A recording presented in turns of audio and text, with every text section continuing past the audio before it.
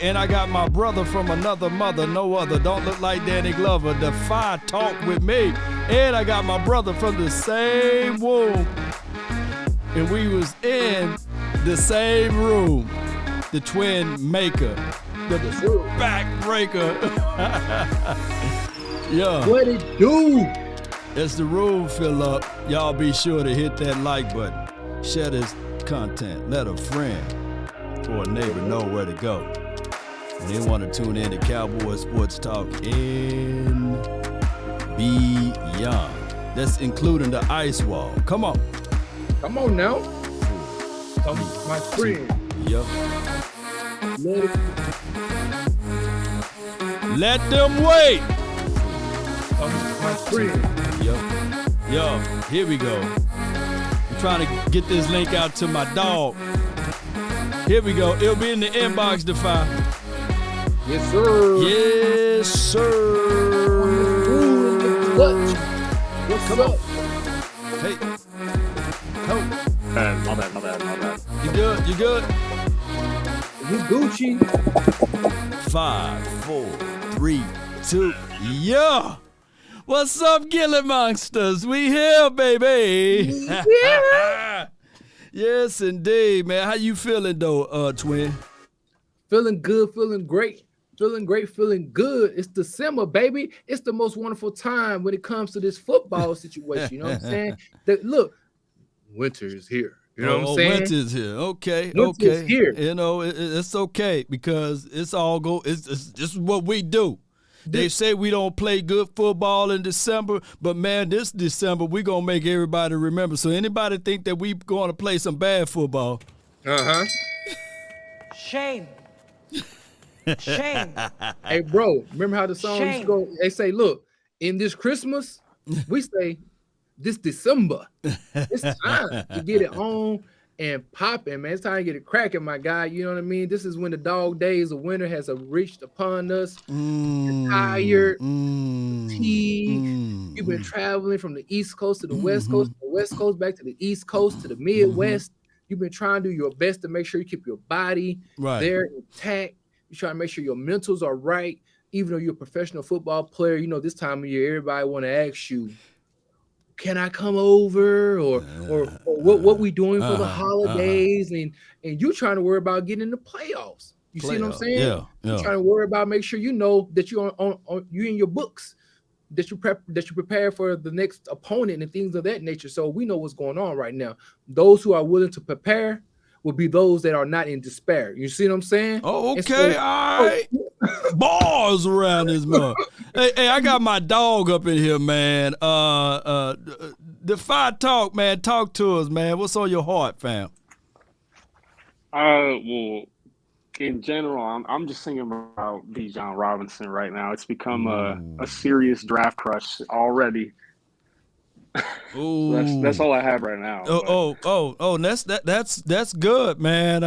Look, if y'all don't know who this guy is, man, check out his IG page. Matter of fact, I'm gonna post a link that's in the chat area, man, of who this brother is, man, from another mother, man. He's been talking about Bijan Robinson, man, and this dude just been nice, man. Especially if you pay attention to his tape. Let me tell y'all this. The link is in the description box, or the link is right now in the chat area for Defy Talk Cowboys IG page. Robinson is this dude, twin. He is a mixture of Todd Gurley, Ezekiel Elliott, and Saquon Barkley all into one. Oh, my God.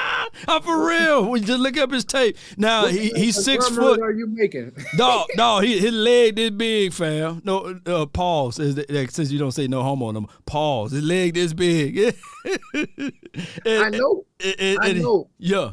I know who Robinson is because him and I believe the guy from Ohio State University, CJ Stroud, did an interview around week 1 or 2 with I think the Pivot podcast, believe it or not. It was on the Pivot. Those was on the Pivot podcast. It was on the Pivot. You seen that episode? No, I haven't seen that episode, but yeah. I didn't even know that they didn't interview together. That's a really random interview, but so what were you saying? My bad. No, so those two did a interview. Big up to the Pivot podcast. You know what I'm saying? They did one with CJ Stroud and what is his? I know it's Robinson. I don't want to mess up his first name. Bijan. Is it Bijan? Bijan. Oh, like the must Bijan.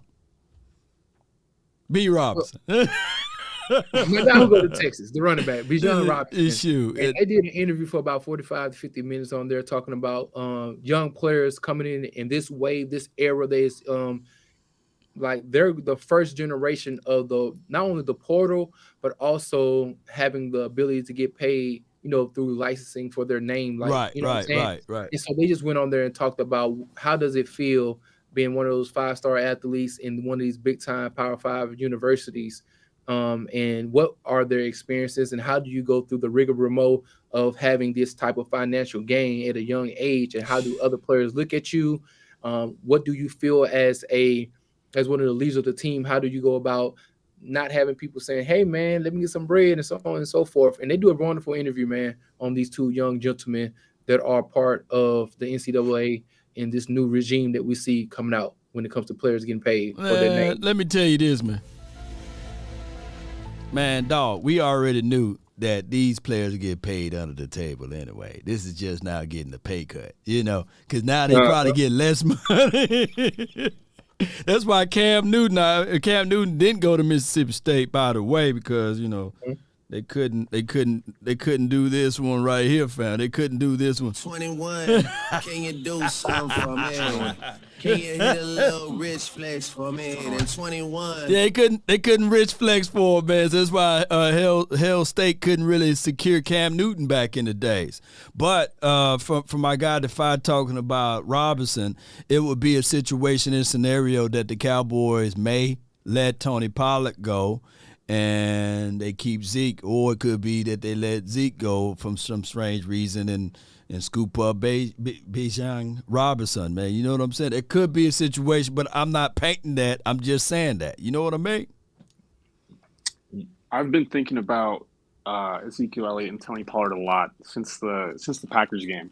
I hopped on I was on an interview and I was talking about it, and I think, like, with all the contracts that we have coming up, it's just I can't understand the people that are saying I wouldn't spend a late first round pick is too much capital for a running back, but they're okay with paying Tony Pollard a big contract and keeping Ezekiel Elliott's big contract. That's kind of my problem with it, because like if you want to make that argument, then you would agree with me that letting go of Ezekiel Elliott and Tony Pollard is the best situation in terms of money.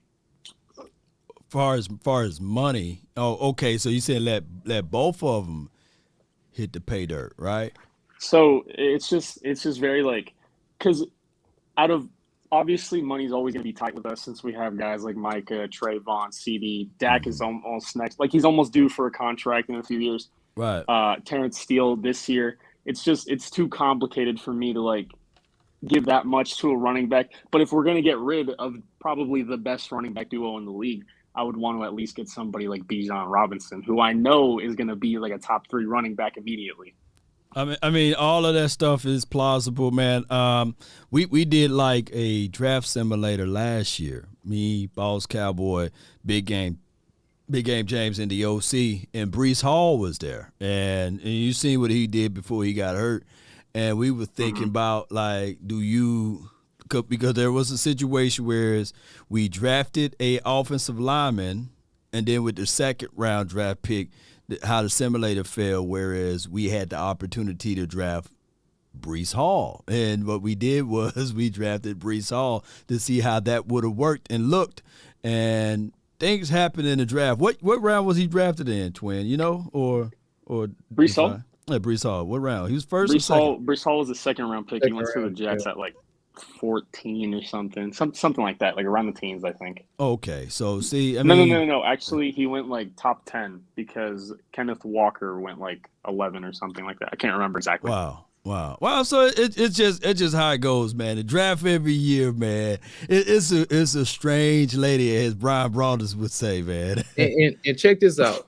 me being a person that's not, I'm affiliated with the San Francisco 49ers, but you guys have been doing a traditional route for the last 5 to 6 years with a number one back with Ezekiel Elliott. You know what I mean? Right. And you guys have had one of the top rushing, attacks in the NFL. Me, on the other hand, with my squad, we have had 6 different leading rushers over the last 6 years.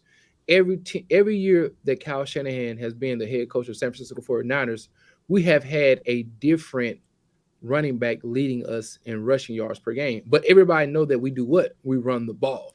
So this is a dichotomy that a lot of people got to realize that, yes, you can get you one back that you love and you admire, or we have used a lot of our picks getting those guys who were undrafted, Jeff Wilson, those guys like Mostert, even Elijah Mitchell. He was a 6th-round draft pick last year, and even right now we have a guy by the name of Jordan Mason who was an undrafted pick as well that will begin to be our leading rushers. And so it's about, are you able to go out there and have those scouts to find those diamonds in the rough, and you don't have to necessarily pay big money for or spend the big 1st, 2nd, 3rd, or 4th-round draft picks on, because a lot of times these running backs get hurt early, or once you pay them the money, they don't necessarily give you the same output that they once did. So I think this is truly and purely built on philosophy and how good is your scheme. You know what I'm saying? Yeah. I agree with you. I definitely agree with your points. But just like I have 2 things to say. And the first thing is not everybody has Kyle Shanahan. And not everybody's going to be able to make 5th-round picks look like, starting running backs. And I know that that's become like a thing that it's supposed to be super common because guys like Sean McVay and Kyle Shanahan can do it. But I just named 2 top 5 coaches. And then another thing would be, hold on, say it one time. There was a little static, my guy. Defy, say it one more time. I was just saying that I named Sean McVay and Kyle Shanahan both, like they make it look easy is what I'm trying to say. Oh, no, I just wanted you to say top 5 coaches. Top 5 coaches. My bad.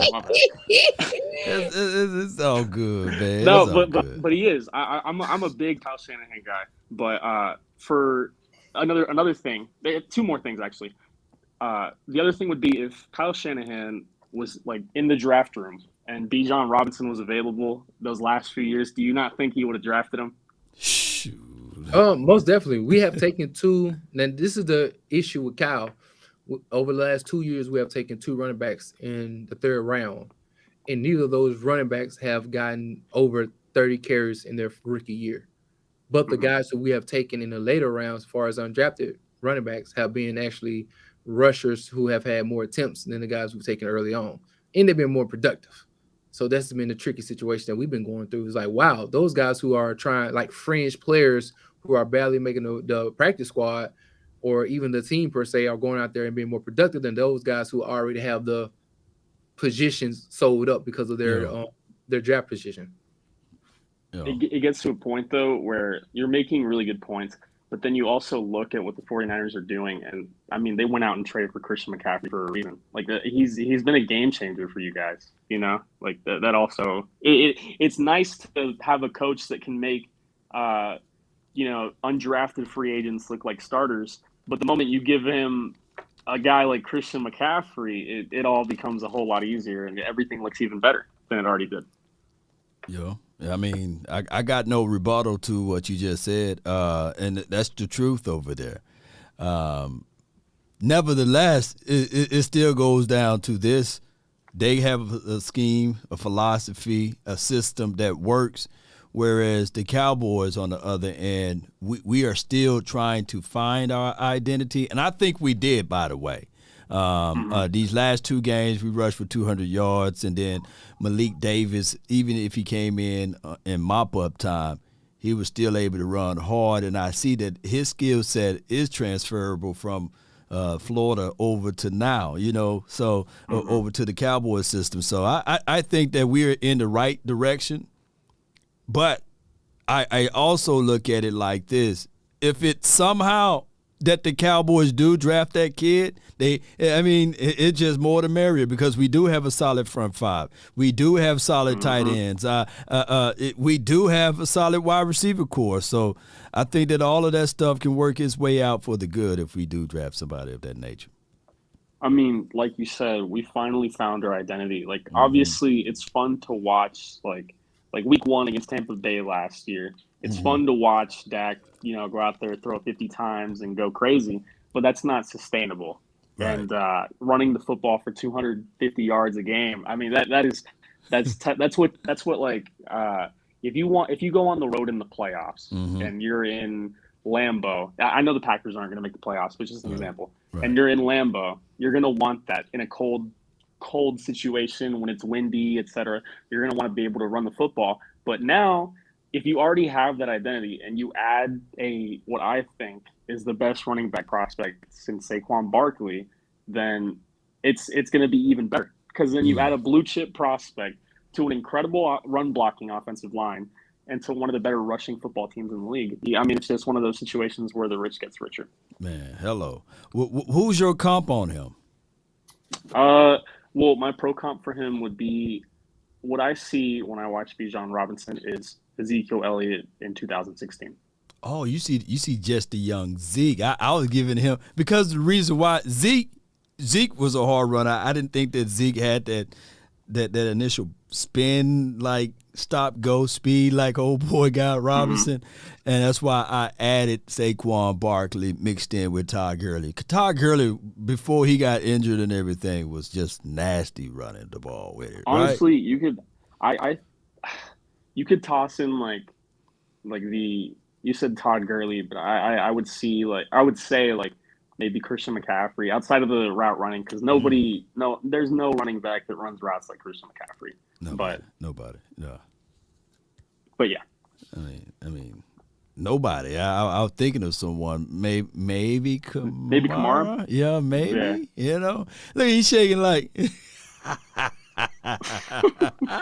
Something you just don't entertain. You just like, nope. Man. But here's the thing, though. I just looking at the way the sales opportunity in the moment, I think that the Cowboys will pay Tony Pollard. I think they will. What's your thoughts on that? What's your thought on that?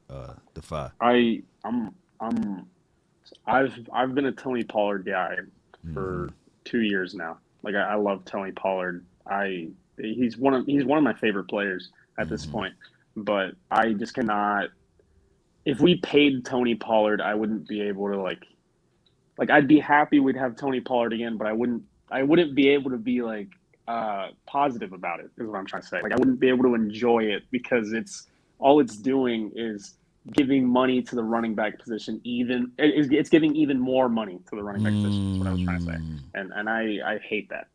And also, not to interrupt, Defy, I think this will be the first time, if you do pay him, probably the first time in a long time, maybe besides the Cleveland Browns, that you're paying 2 running backs like top tier money. And in the NFL today, that is extremely rare. Yeah, it is rare. Coaches feel like they can go out there and find a guy who is either right there at replacement level or just below.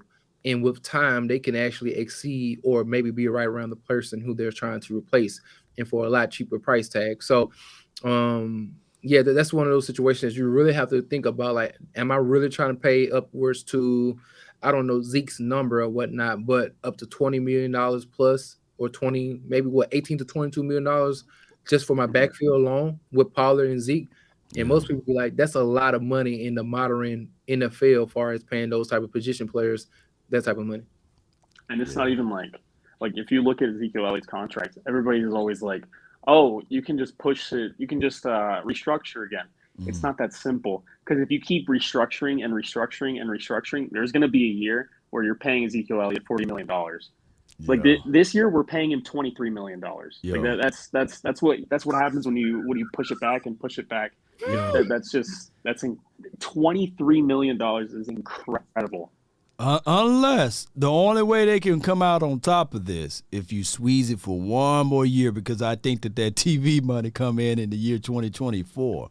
You know, that new deal, that $111 billion really spills over, and the salary cap supposed to just grow crazy numbers. But at that time, we already, we already hustling backwards, like you just mentioned. So, I mean, the money part of it, man, I want the Cowboys and the NFL to get rid of it. You know, get rid of the salary cap. Come on, man. Free for all. Free for all, yeah. We win the Super Bowl every year if that was the case. Oh my gosh! Look. Let's get up about 10 to 15 Super Bowls, then we can turn the salary caps back on. I'm greedy, but I see a lot of people defy and twin. They saying, "What about putting the franchise tag on your boy Tony P?" Yes, sir. If you put the franchise tag on him, you're looking at $12.3 million plus what you paying Dalton Schultz. 20 that you're giving Ezekiel Elliott. So you're looking at $32 million a year for the running back position. And you can't do like what the Eagles did. They cut Fletcher Cox, right, to re-sign him. And I think at the moment, if you try to cut, to eat some of the money with Zeke, another team will scoop him up and pay him. So that's a situation and a half that you got to finagle around too. So it's crazy, man, when you look at everything, y'all. I completely forgot that the Eagles did that. I mean, that's cool of Fletcher Cox to do that, but like you said, somebody would definitely give Zeke a contract. Not a crazy contract, but right. Like more than what we'd give him. Yeah, more than So that would be kind of like a crazy moot point. But I think that the Jones family truly believe in the straw that stirs the drink philosophy, and they're gonna be a type of team that's going to figure it out down the line. I think that they would lean more on franchise tagging versus what they should have done is last year. I think it was eligible when Tony Pollard had that torn plantar fascia. Tony, come over here, man. We're going to go ahead and give you this money. Right now, and go ahead and pay him on the front end, because that's the same situation and philosophy that they should do now with CeeDee Lamb. As soon as it's the end of this year over with, you have a right to extend him and Trayvon Diggs. You better just jump in front of it, because you got to pay Terrence Steele. You got to pay so many people, man. Mm-hmm. Terrence Steele, oh my! Well, you got to pay him. A gem. He is such a gem. I love Terrence. Somebody said, someone paid $5 and said, "I can't believe I'm saying this, but my man is convincing me to let go of both of them and keep Davis and draft another running back." It sucks to think about this. It does suck to think about this when you, because if I like, the number one thing that you're gonna hear if you're a content creator like me and Law or Law's brother, and you talk about something this like this big of a deal, you're gonna get those comments of like, "Just enjoy the season. You're looking too far ahead." But it's like, if you don't mentally prepare now, it's gonna be even worse when it does happen. And it honestly, it should happen, because you cannot be paying the running back position $30 million a year. Yeah. Ooh.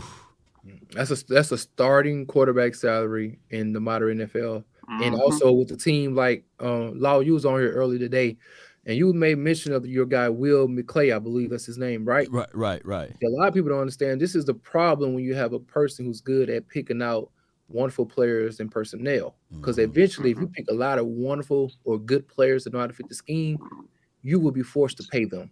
You know what I'm saying? And when it's time to pay them, you're going to have to learn how to say, okay, who can I cut far as cost, and who can I continue to pay? Whereas it's the age, the position, and it's almost like chess. I don't know those individuals out there in the chat room, if you play chess, every chess piece has a what? It has a value to it. Yeah. Like a value to it, from 1 to 10. A pawn is like a 1, a king is like a 10, and the queen is a 9. So every piece has a particular value. And so what you have to realize is that what can I keep on this chessboard that is of value, and that I can continue to keep moving, that's not an old piece, or that a piece is that's not what we can see in the future with us. And so that's where these guys who are already trying to think not only for this year, but next year and the year beyond that. And a lot of fans not necessarily looking at that and thinking about that. Like, man, we just worry about this year.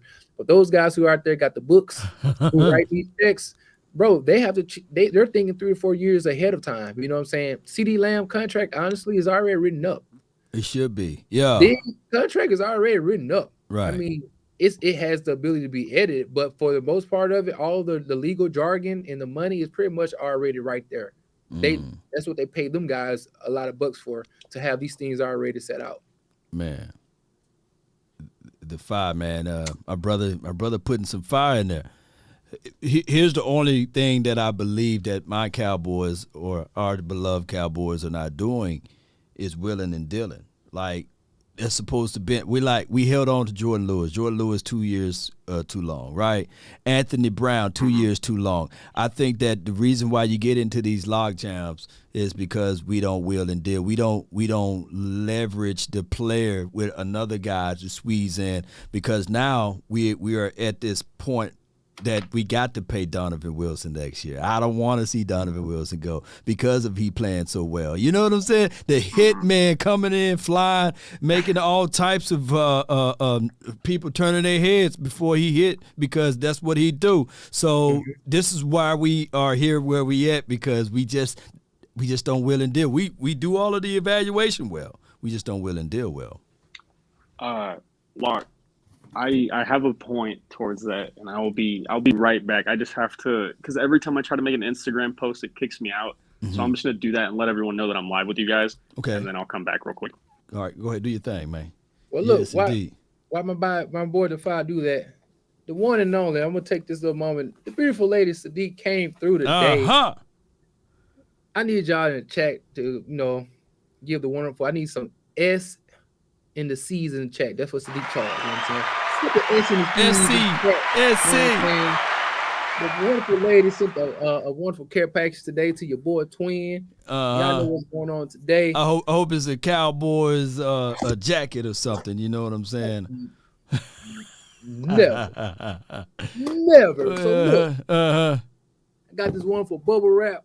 Okay. And you know what today is? We chilling on the Bearded Bro podcast with the one and only Law Nation, your boy Twin Empire over here. And you know what we like to do on today? We like to get it cracking. We like to get it cracking. One thing I need y'all to know is my first official. Oh man, what is that, man? Hold that to the light again, man. My first official shot of the day will be brought to you by the wonderful, the lovely, and the sweet and the kind Miss Sadiq Charles today, representing the Bang Bang 90 game 5-time Super Bowl champion. You know what I'm saying? I want to make sure I christen one of these beautiful glasses on this wonderful Thursday. And so I'm going to crack it open. And the first one of tonight will be in part of the lovely lady, Miss Sadiq Charles. So I just want to give her a shout out on this wonderful Thursday night, man. Big up to Miss Sadiq. Appreciate you, man. You know, it is what it is. She done sent you that. I wish you'd have just scratched that S and F out, man. You know, I think that S and F stands. I ain't gonna hate on you today, though. I was gonna say what S and F still. It's a beautiful, beautiful moment in time in history. You know what I'm saying? So big ups. That was nice too, Sadiq, man. Thank you, so Sadiq. I appreciate it. Round of applause to her, man. Round of applause, man.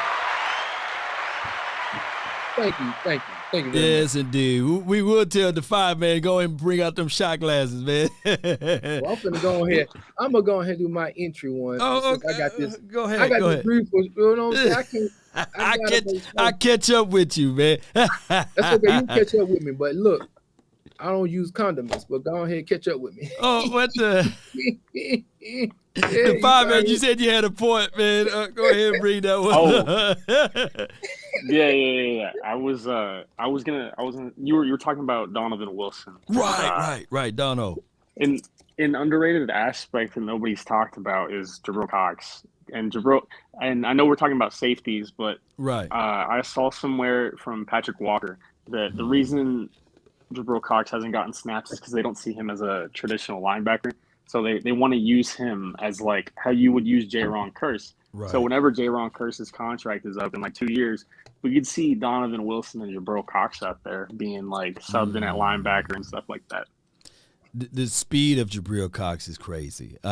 Matter of fact, me and Boss Cowboy, we got a chance to talk to Jabril Cox, and he was talking about that's where he wanted to see himself at.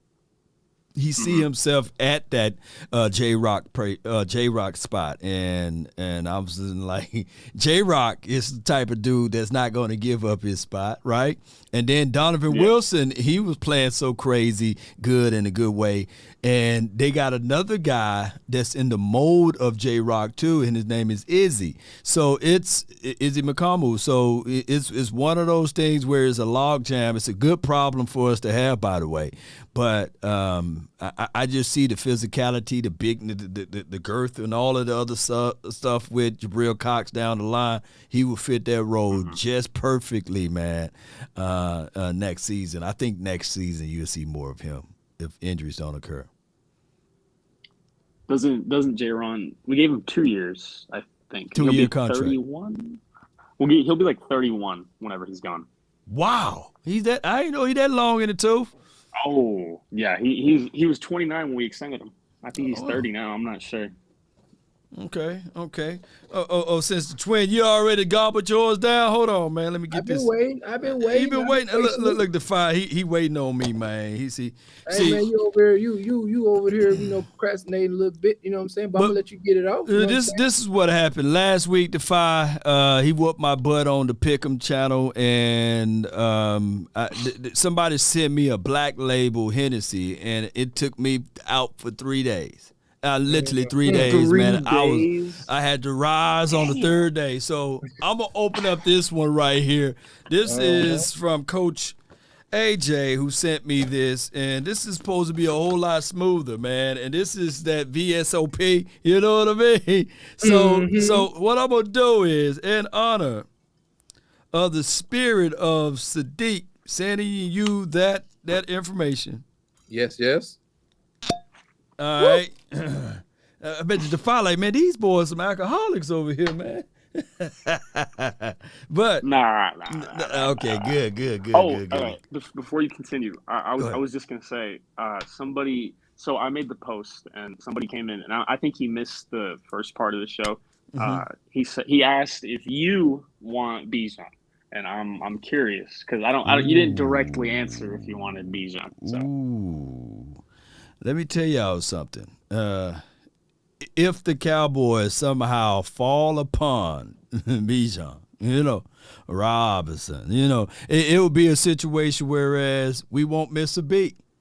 We would not miss a beat. It would be a smooth, just like this right here. And you see the better star on it right here than what my brother held up on his. You know what I'm saying? I think that SF stands for sad fans, but neither here nor there. It would be so smooth. Like, watch my face when I drink this Defy. No reaction. No reaction. Well, see, I'm drinking 100% agave over here, which is good for the body. You know what I'm saying? Can I That's how smooth that transaction would be if we pick up or redraft that kid. Go ahead. I'm gonna be honest. So you said we wouldn't miss a beat if we got Bijan, right? Wouldn't miss one. I'm just saying, would it be ridiculous to say that adding Bijan would be an upgrade?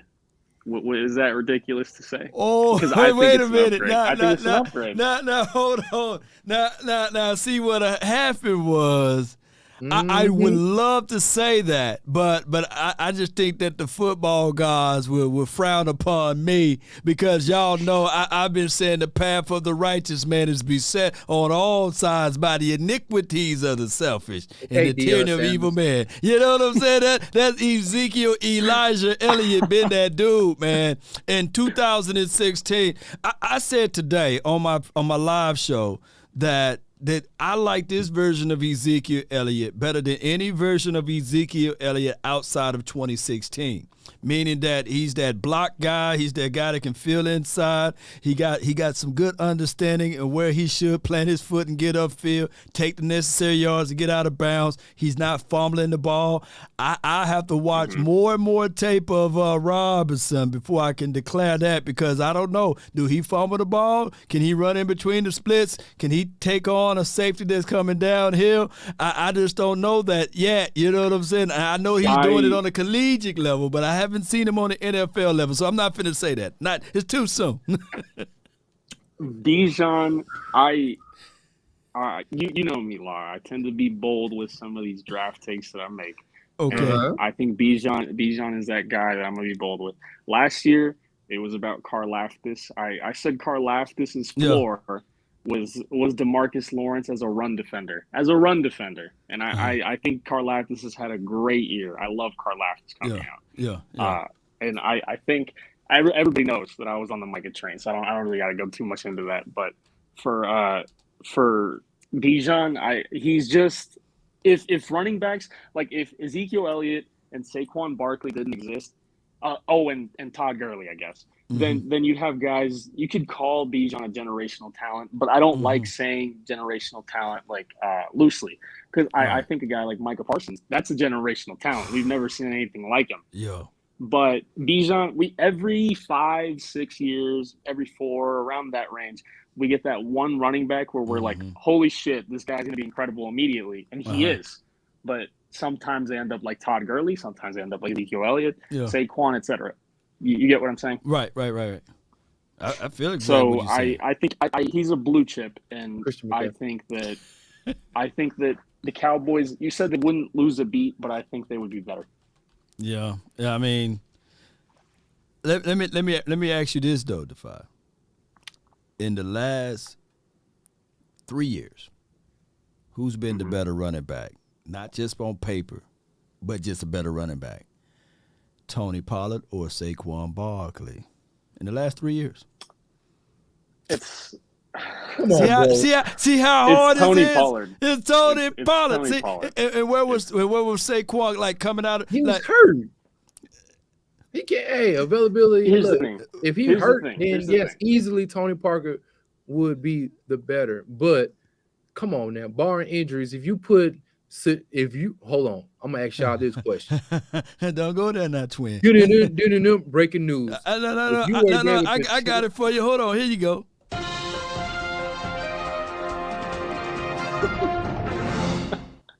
Dallas Cowboys fans, wake up on this wonderful Thursday night, and Tony Pollard was traded for Saquon Barkley. Fresh knees and all. Do y'all think that young man would not be out there balling just as well as Tony Parker with that wonderful offensive line and those weapons that you guys have on the outside compared to what's going on in the New York Giants area? Simply because you don't have evidence that something does exist does not mean that you have evidence that something doesn't exist. And what else? Well, what I'm saying is that there are known knowns and that there are known unknowns, but there's also unknown unknowns. Things we don't know that we don't know. You just don't know, twin. You just don't know. Saquon Barkley had one of the highest fantasy numbers there were ever, for a running back there has been. You see what I'm saying? But so, Pollard's still the unknown, baby. Pollard. I know, but I'm just saying, let's look. Saquon wouldn't know until them knees got bad on like Patrick Ewing. He was out here doing his thing. He got Patrick Ewing. And he did not have the safety blanket that everybody want to sit here and dismiss of a Ezekiel Elijah Elliott, who was the wonderful individual that was taking a lot of those bumps and bruises for him. Who was out there taking these pass protection? Who was out there? Ezekiel Elliott. That's where you lost me. How? Get him, Defy. Get him. I'm listening. Here's the thing. Saquon Barkley in Dallas would be fireworks, especially if you said he had healthy knees. But you're not gonna like this is the thing that bothers me with the people that try to bring down Tony Pollard. It's always for all the wrong reasons. No, it's you not. want to talk about blocking, and you want to talk about Ezekiel Elliott taking the hits. Ezekiel Elliott taking the hits, but Tony Pollard has more yards after contact than Ezekiel Elliott has yards in general. Tony Pollard has more yards after contact per attempt than any other running back in the league. If you're gonna go off of things like that, you should Tony Pollard. He's not a bruiser, but he can take hits. Obviously, he's not some fragile little Todd Gurley. Right. but Ezekiel. So we have defenders out there who are playing snaps. Everybody know there's snaps per game, right? So those defenders that are out there playing 60 to 70 snaps per game, they're using several of those snaps early on in the game to go and who are trying to hit Ezekiel Elliott. Yes or no? Sure. So by the time Tony get in there and he gets in he's coming in there fresh legs, not dead legs, but he's going against linebackers defensive tackles, safeties who already been out there playing several snaps or several downs, so they're not as fresh as he's coming in there. So God-given ability alone, he's wonderful. Nobody's trying to take away from that. But there is something to say about an individual like Ezekiel Elliott that has the opportunity to go in there. Defy, watch this right quick. Go ahead. Before, I just want to, if you're going to make that take, or if you're going to make that point, I should say, then why does Tony Pollard face more stacked boxes than Ezekiel Elliott? So why does he face more? Yeah, why he facing more stacked boxes than Ezekiel? Statistically speaking. I mean, they know he's going to come in there and run the ball. So yeah, I mean, I'm going to stack. But he's facing more defenders. That's the thing. Yes, like if he's going against more guys, I have to stack the box. But then again, down and distance matter, right? So I'm assuming the down and distance may be a little more predictable when Tony Pollard is coming in. Yes or no? Well, no, man. Yes. Okay, yeah, he said we yes. talking football, right? I mean, this would apply. This argument would apply if we completely erased 2022. Like if we're talking about, because in 2021 and 2020, a lot of the fans, including myself, that were calling Tony Pollard better than Ezekiel Elliott was off of a very small sample size. You could make these arguments, right? But it's 2022, and Ezekiel Elliott or Tony Pollard has faced more stacked boxes. He's started 2 games in which he had 120 yards, 115 or more yards in both. So it's not. I don't think it's fair to put these labels on Tony Pollard as he needs Ezekiel Elliott. No, he does not. How many games are in the football season? May I ask? Okay. Because if it's 2 games and he had 115, because Tony Pollard has not been the sole number 1 back for an entire season, not one time. Okay, if that's the point you're going to make, how many 115-yard games does Ezekiel Elliott have? What over the last recent over the last 2 years? We can go over the last. Probably not as much, but I'm gonna tell you this: I know for certain y'all was definitely bloviating about what Ezekiel was doing his first 2 years. Absolutely, because that was 6 years ago. So yeah, and did he have somebody like Tony Pollard spelling him? No, he did not. Ezekiel Elliott was a top 5 pick for a reason. He's one of the best college running backs of all time. He's one of the best Cowboys running backs of all time. All I'm doing is giving him his flowers. You know what I'm saying? For being an individual that was able to sustain that type of workload. And he didn't have to split carries. He was out there doing it all. You see what I'm saying? So that's all I'm saying. Tony Pollard, is he a wonderful back? Yes, he is. I look at his numbers. He's doing a wonderful thing. But all I'm saying is a lot of people would like to hate on Ezekiel Elliott for as not being as productive as he was the first 5 to 6 years of his career, which I understand. But also, he's doing something. Because if he wasn't doing what he was, if he wasn't doing that, he wouldn't be the number 1 back. They would have I do agree. His numbers. I'm over here talking about look. I guess because you see him in your system, right? You see Ezekiel Elliott in the Niners system under Shanahan or what have you. But I get where you're coming from on that. But if we bring in, let's say, for example, in the world of 2023, and somehow Robinson falls to us or what have you, because they found a little something in his bag at the combine or something. Who knows, right? Crazy things happen, right? A spider. Hey, Dr. Cooper somehow finds that he need a disc surgery or something like that, his contusion in his neck or something like that. And Lord, have you ever thought about that with Damon Clark? Yeah. Like, you hear, we're the ones that examined him, and you hear from everywhere. Oh, he's out for the year. He out for the year, and he makes it before halfway. Not even halfway. Yeah. I mean, hey, Dr. Cooper, go check on Robinson right quick, man. You know what I'm saying? He got a slip disc, you know. Then all of a sudden, you look up in the draft, and then you see this right here. Where's my breaking news?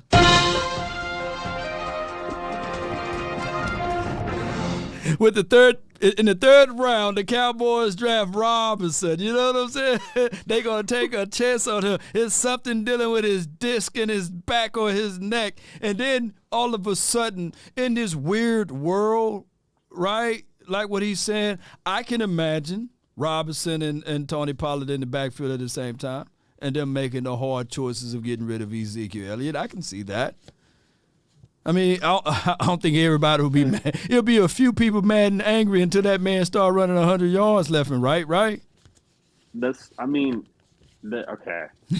Now, if you have Tony Pollard and Bijan Robinson in the same backfield, that's like that has me speechless almost. That would be the greatest backfield ever. You wouldn't mind giving that franchise tag over to Pollard for that, right? I love Tony Pollard, but if we tag Pollard or we extend Pollard, then I just think it's pointless to bring back or to sign or not sign to draft Robinson, because then I think it's kind of an overkill. Like at that point, you've already committed. The more the merrier, as they say.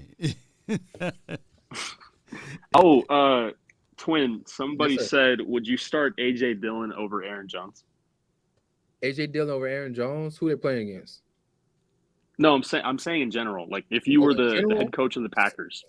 At this moment, if I'm trying to continue to help Aaron Rodgers, I think the more power back scheme with Dillon, I think his ability to one of the things that you guys talk about is the yards. I mean, I guess it's a similar situation a little bit to you guys in Dallas.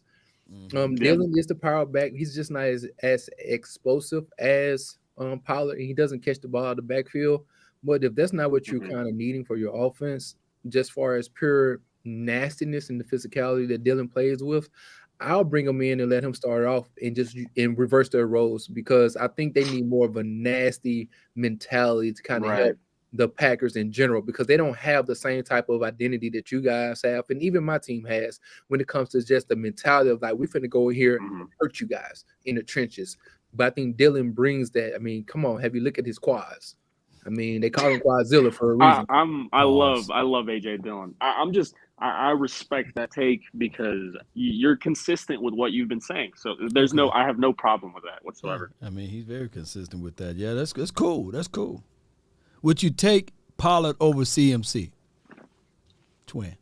Are you asking me, or are you asking Twin? Twin, would you take? I'm asking him again, because we had this discussion about a couple of weeks ago. He was saying that CMC is just as explosive as Tony Pollard, and now I look back at that stat sheet and them yards and everything, and what we've been doing with less carries in it. It seems as if though my guy Tony Pollard is ranking up on those numbers over there, juxtaposed to your guy CMC. So when it comes to rushing, I'm definitely objective in understanding that rushing the ball, your boy Tony Pollard has been a lot more explosive and been more consistent when it comes to yards per carry. Over the last 3 weeks, CMC yards have dropped down dramatically. A lot of times, right now he's dealing with some knee tendonitis as well, and he's not as explosive. So at this present moment in time, with the team that I do have, I would only use CMC as a pass catching running back. I wouldn't use him as a primary rusher, first and second down, in my opinion. The only thing about Tony Pollard is that I'm not trying to pay him that type of money. So we know one thing about the NFL, it's about who I'm going to pay. And if I establish this type of finances when he can see that, hey, this offseason come, I rush for this many yards, I caught this many passes, I want this type of bag. So financially, I wouldn't allow him to do that if he's on the 49ers, because I don't want to pay him that bag. So I would get another running back who come in and run first, second down like we do with Jordan Mason, who's an undrafted running back out of Georgia, and use his tough rushing style, because I ain't got to worry about paying him because he's already getting paid. And so I'll keep Tony Pollard because I got Nick Bosa I got to pay. I got Brandon Ayuk I got to pay. And I ain't got time to be paying another running back no big time money. So nope, keep CMC. It's a business, baby. In a perfect world, if both running backs are fully healthy, they never get hurt, they have the same contract, Christian McCaffrey's better. But because I'd say that they're the same as runners, but whenever you look at what Christian McCaffrey can do as a route runner, it's really like we were talking about it earlier. It's you have a wide receiver at running back almost. Thousand. So I like Christian McCaffrey. You like Christian, but, okay. Not wrong, Christian. I like him too. We do not live in a perfect world, and Tony Pollard's consistency he's been too consistent to be ignored, while Christian McCaffrey's been too inconsistent for that to be ignored as well. So I think I would take Tony Pollard like in a realistic setting, but in an unrealistic setting, sure, Christian McCaffrey's a better running back. See there. See what we done kicked open there. You know, it's good. It's good conversation all the way, man. Yes, indeed, man. So, what we want to do now, man? We want to do the pick'ems, or what you got on your heart to talk about now, Defy? What do you all? Oh, okay. I'm curious. So I know how you feel about Dak Law because you know what you're talking about. But I'm still new to knowing Twin. So I want to hear what Twin has to say or what he thinks about Dak Prescott. Okay. Ask him the question. He'll spit it off about what he feels about Dak Prescott and beyond.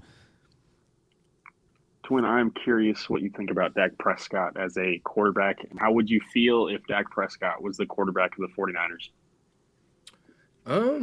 At this present moment, like how your team is actually built up, I think Dak is Dak, meaning that Dak is a game manager to a degree. He's a game manager with the ability to stretch out the defense. I think he does have a decent deep ball. I think he has the ability to throw from sideline to sideline if he needs to. I think a lot of times a lot of Dak accomplishments have to deal with what the offensive coordinator is calling for him at that present moment in time. Is the offensive coordinator willing to stay? Like, if somebody was to tell me right now, without a shadow of a doubt, that Kellen Moore from here on out, or even in the future, he's going to be a run-first coordinator. He's going to make sure he establishes the run. He's not going to get scared of defenses when they come in to stack the box. He's going to trust the process. He's going to trust the offensive line. He's just going to trust the mentality and the willpower of his team to continue to press forward. With Dak Prescott as the quarterback and with those running backs back there and behind them, I think Dak can do what is need to be done to be a winner, and also a person who can go a little bit deeper in the playoffs as the quarterback of the Dallas Cowboys. To me, it's totally dependent on how consistent and how much does Kellen Moore believe in the trenches and going out there and establishing his will and dominance on the other opposing teams out there in the NFL. So the price is a price for Dak, which is $40+ million. That's just the price tag of pretty much a top 15 quarterback in NFL. And I'll give Dak, that's what he is. And so if I tell Dak, this is what I need you to do, I need you to hit your open targets when it's time to be. I need to make sure that you understand the defensive schemes that they're trying to go and oppose you with. I need you to know how to go out there audible when need to be. I need you to know how to slide protection when you need to in the proper way. And if he can do that consistently, knowing what you would call for as an offensive coordinator, and with that defense that I have on the other side, I think that can be a top 10 quarterback. Top 5, man. He top 5, man. Stop being disrespectful. I'm not going top 5 because I don't believe. Name me the 4 other quarterbacks ahead of him. Name me the 4. Name me the 4. Name me the 5. The other 5 does not, in my opinion, probably do not have the running game as the bull sugar, man. Come on, man. Stop beating around the bush, man. Tell me the 5. No, give me the names. Name names. Could I come in for a second? Go ahead. Really fast. So if you want to talk about the running game, that's fine. I mean, we have one of the better rushing attacks in football. But when you look at the weapons, I mean, everybody's in love with Joe Burrow again. Let's talk about the fact that he has a top 3 receiver, T. Higgins, who's also probably a top. If it wasn't for how stacked the receiver position was, T. Higgins would be a top 10 receiver. And then he has the best wide receiver 3 in the entire NFL. So when you take things like that into context, or the fact that Patrick Mahomes has, and I'm not saying Dak Prescott's Patrick Mahomes, he's not. Right. And even at Dak Prescott's best, I think Dak Prescott can be an elite quarterback, and Dak Prescott has flashed that he can be an elite quarterback, and that he has been an elite quarterback over the past few years. He's had several stretches where he's played like a top 5 quarterback.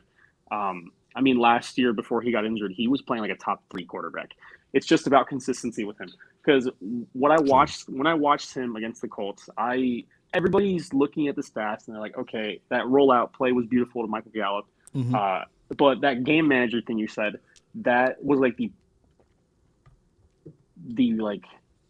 it's like if he couldn't be a game manager, that the Colts game was like an example of it. If that makes sense, because he played like scared. He wasn't even playing like a game manager. He was just playing scared against the Colts. And Dak Prescott's at his best when he's playing like Aaron Rodgers would. taking those big boy shots down the field, taking those throws with anticipation. That's when Dak Prescott's at his best. Not when he's having his hand held by Kellen Moore, because that's not even a thing. Dak Prescott's one of the smartest quarterbacks. There's maybe 2 quarterbacks who are smarter than Dak Prescott at the line of scrimmage, and that's obviously Tom Brady and obviously Aaron Rodgers. But when you have other like these younger guys like Joe Burrow and Patrick Mahomes, they're not Dak Prescott at the line of scrimmage or reading coverages, etc. Patrick Mahomes just barely learned how to read coverages in 2018. Like it's not, or 2017. I mean, sorry. Yeah. Like it's not. It's very.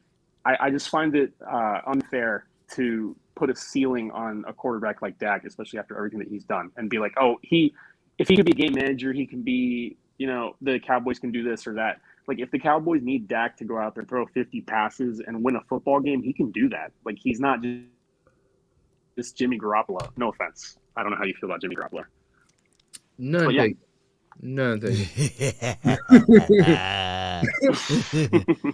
I know who Jimmy is. But like I said, my thing again is this. If my quarterback is throwing the ball 50 times a game, again, you guys have a defense, in my opinion, that should not warranted the quarterback warrant you throwing the ball 50 times a game. Yeah, if you're throwing the ball 50 times a game, you guys have a defense. To me, there's a philosophy that's not necessarily correlating to all 3 phases: offense, defense, and special team working in unison. Something is off. You see what I'm saying? And so, therefore, there has to be an adjustment somewhere. And what you kind of can control more so than the other is your offense, because on offense, you've been an initiator. On defense, you're trying to react and read to, you're reading and reacting to whatever the offense is going out there and doing towards you as a defender. So, like, that's why I say a manager of whatever situation that he's going through. And that doesn't mean a bad thing, but it just means that when you have the talent you do have around him, CD, Gallup, you have Pollard, you have Ezekiel, you have 3 tight ends that you guys are talking about. I should be able to sit back and say, and I like to use, I'm a basketball guy too.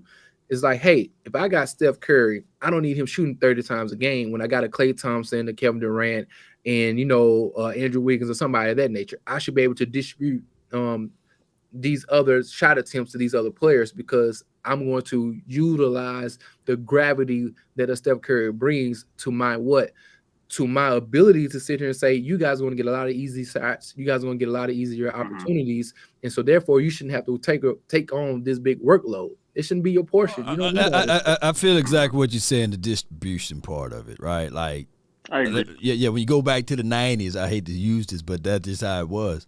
We never relied on Troy to throw for 30 touchdowns or to throw the ball for 30 to 35 times. And we were able to feed Emmett, feed playmaker, lean on the defense, and that was the recipe there. And we had the big front 5 and the stingy defense or hungry defense. And I think that should be the same recipe for even Dak Prescott. I always say I wanted him anywhere between, and Defy, this is no shade at my guy. I love my guy, right?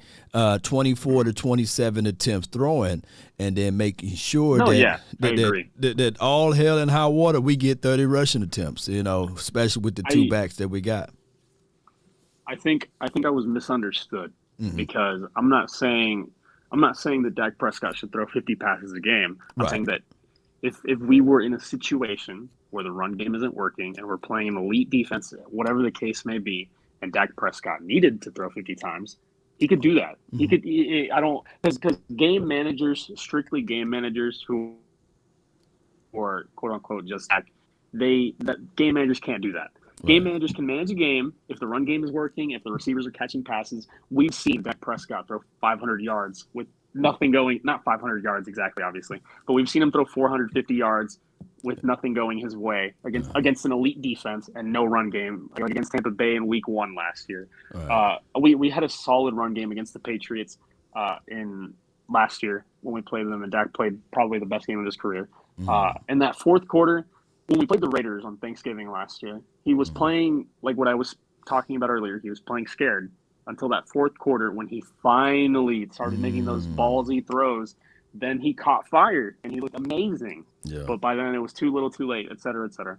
So I just think that it's unfair to say he's a game manager when game managers, even if you say that you don't mean it in a bad way, game managers cannot throw for 450 yards against a top 5 defense with no run game. Oh, I see where Well, they can, but the thing about a top 5 defense is this: I can let you throw you can throw 90 yards from your 10 to my 10. But as long as I'm not out here giving up touchdowns, you kicking field goals, you can throw as many yards as you like to. Because at the end of the day, we need to throw. You got to get touchdowns. And so there's another thing that we don't necessarily talk about. A lot of times you can put up a lot of those air yards, but as Bill Belichick says, I will bend, but I won't break. And the thing is, in the red zone, though I'm throwing for 400, 350 yards, am I able to score touchdowns? Because it's one thing to move and matriculate down the field, but can I get in the red zone?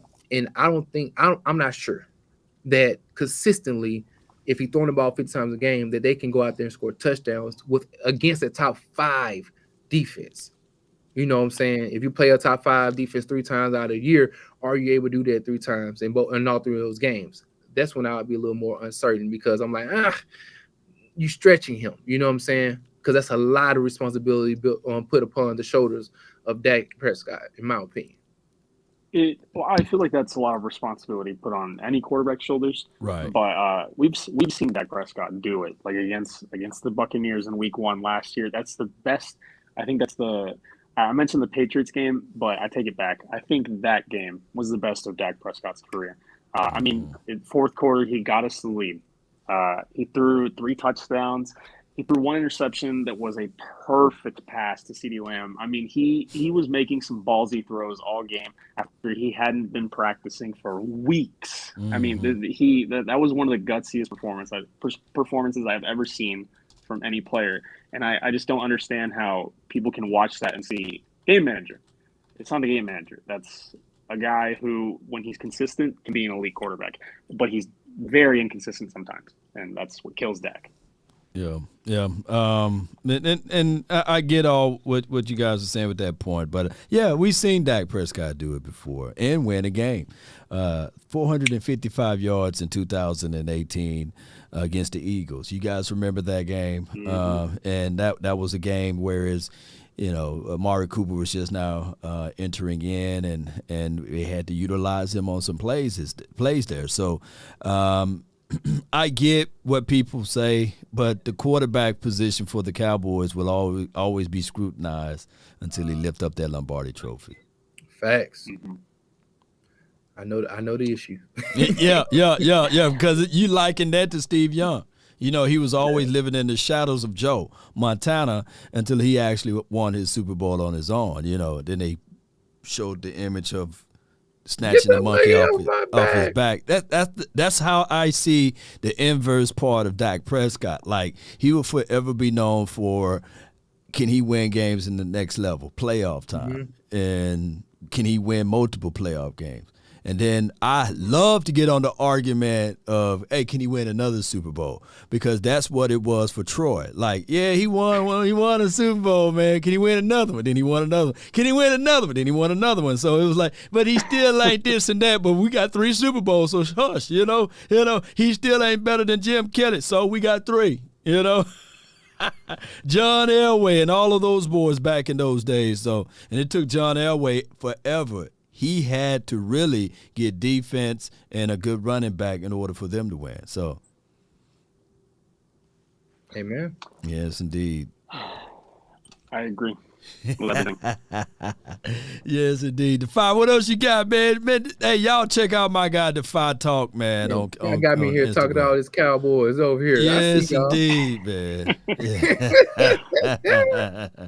What's wrong with talking Cowboys, twin? What's wrong with it? Hey, one thing about me, I study the enemy, so I don't mind. Oh my! I don't mind at all. I'm over here in my bag, so I be listening, observing. Hey, look, say keep your friends close and your enemy close. It's okay. So That's okay. And there's no closer foe or friend than your brother. Twin, I did not. I mean, obviously, I know you're a 49ers fan, but it did not click in my head. Like the shit that you must have given Law after that playoff game.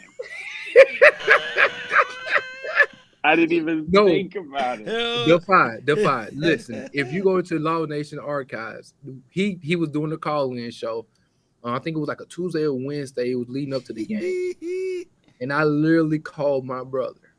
And I literally told him, because this was after I think it was Mike McCarthy or somebody did a press conference and they had put on pads. And I was like, and y'all was doing some unusual behavior because y'all haven't even done it the entire season.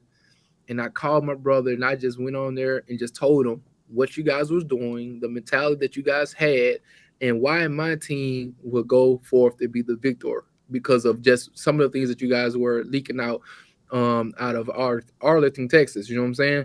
And when I tell you everything that I said came to pass, I left him alone. I didn't kill him too bad. What he said was he had called me and said, "Man, my Niners just won." I said, "How?" And then he had hit the news way in California before he hit us. The Cowboys are practicing in pads. And they didn't practice in pads, normally you have so many padded practices. And they were trying to get physicality, they're trying to get toughness. And I think it got into the mind of Randy Gregory, because what he thought was physicality is hitting people after the play and just being, jumping off, just doing all type of uncharacteristic stuff, man. Just crazy. No, that playoff game was really predictable. I remember the Cardinals game is what, like the entire like down the stretch, the entire time I was like, okay, we can make up for this, we can bounce back, blah blah blah blah blah. We just blew out the Washington football team on Sunday Night Football. Yeah, like things are looking good. But the moment that we played the Cardinals, and after I saw how that game unfolded, I was kind of like. That game broke me. I'm not gonna lie. So I was fully prepared for that playoff game because that game messed me up. I know, man. It messed us all up. And look, and big up to the playmaker Michael Irvin, because Michael Irvin pretty much just confirmed because he got on. Because Michael, for those who do not know in the chat, Michael Irvin comes on a radio station in San Francisco every week. KNBR 95.7 The Game. The Damon and Rattle show at 5 o'clock. He comes on once a week, every week. And I'm telling you, the week leading up to that, he came on there and Michael, in all of his enthusiasm and his passion and his theatrics, he was like, "Oh, I don't like this. I don't like this for my Cowboys." He said, I just don't like this. The one team that I didn't want us to play is the team that we playing. I don't like it. I don't like it one bit. And he went on to kind of just, show some of the issues and the errors that he saw in the Cowboys. And I was like, it just confirmed some of the things that I was looking at and paying attention to. And I was like, okay, if the playmaker sees these things as a red flag or there could be an issue, and some of the guys who are kind of just passing over, they're like, nah, man, we good. I'm like, dude, this is Michael Irvin. This is y'all 3-time Super Bowl champion right here. This is one of the leaders, and probably should have been on was he on the all-decade team for the 90s? I don't know. He should have been. He should have been. Yeah. But I'm just saying, like, you need to pay attention. If he's speaking, your ears need to perk up. But one thing I can say with this, both of y'all, is that this team is a whole lot different than what we were last year. We were still trying to play political football with the musical chairs with the offensive line. Is Colin a right tackle? Is he better at guard? Now we got 4 people that can play left tackle. We got Terrence Steele that can play left tackle. We got Jason Peter that can play left tackle. Tyler Smith as well as Tyron Smith. So we got all of these guys that can play left tackle in a pinch. And on top of that, the guard spot, man, Tyler Smith should be kicked back inside, and they're going to usher out Tyron Smith this weekend, I believe. If not, it's going to be next weekend. And it normally takes him about a game to get right, and he's by far one of the better left tackles in the National Football League. So I'm looking at all of that, and on top of that, the whole approach. Last year, we had no answers to quarters defense. We continue to throw into that. We continue to throw into coverage, and we continue to throw into those type of things without even attempting to run the ball. Look, Tony Pollard, last time we played against those 49ers, Niners, he only touched the ball 4 times, Defy. 4 times. Mm-hmm. Come on. The biggest gripe was how many times Tony Pollard and CeeDee Lamb touched the ball. The fact that those are 2 Tell them why, though. electric football players. Like that is crazy. But y'all gotta look. But you got to explain to him why you was hesitant to run the ball. Wait a minute. We were averaging 5.6 yards per rush, though. But they was getting thumped. That's the whole point. You can run the ball, but when you are do you want to be the nail of a hammer? Man. So when you were the nail and we were the hammer, yes, you can get in that wood, but when we putting that pressure on you, it makes you feel a certain type of way. That's all I'm saying. Now we understand that we got the sledgehammer and the machete. Bro, you now we understand we got both of them. So you better be watching out. We got the sledgehammer and the machete. Come on. We got the best linebacker core in the National Football League. And who got the best running attack in the league? Who got the best running attack? We are the only team that has 2 of the top 10 rated linebackers in the NFL, and also we lead the NFL in what you guys do well, which is rushing the ball. Name me the best team in the NFL that's stopping the run. That's all I got to say.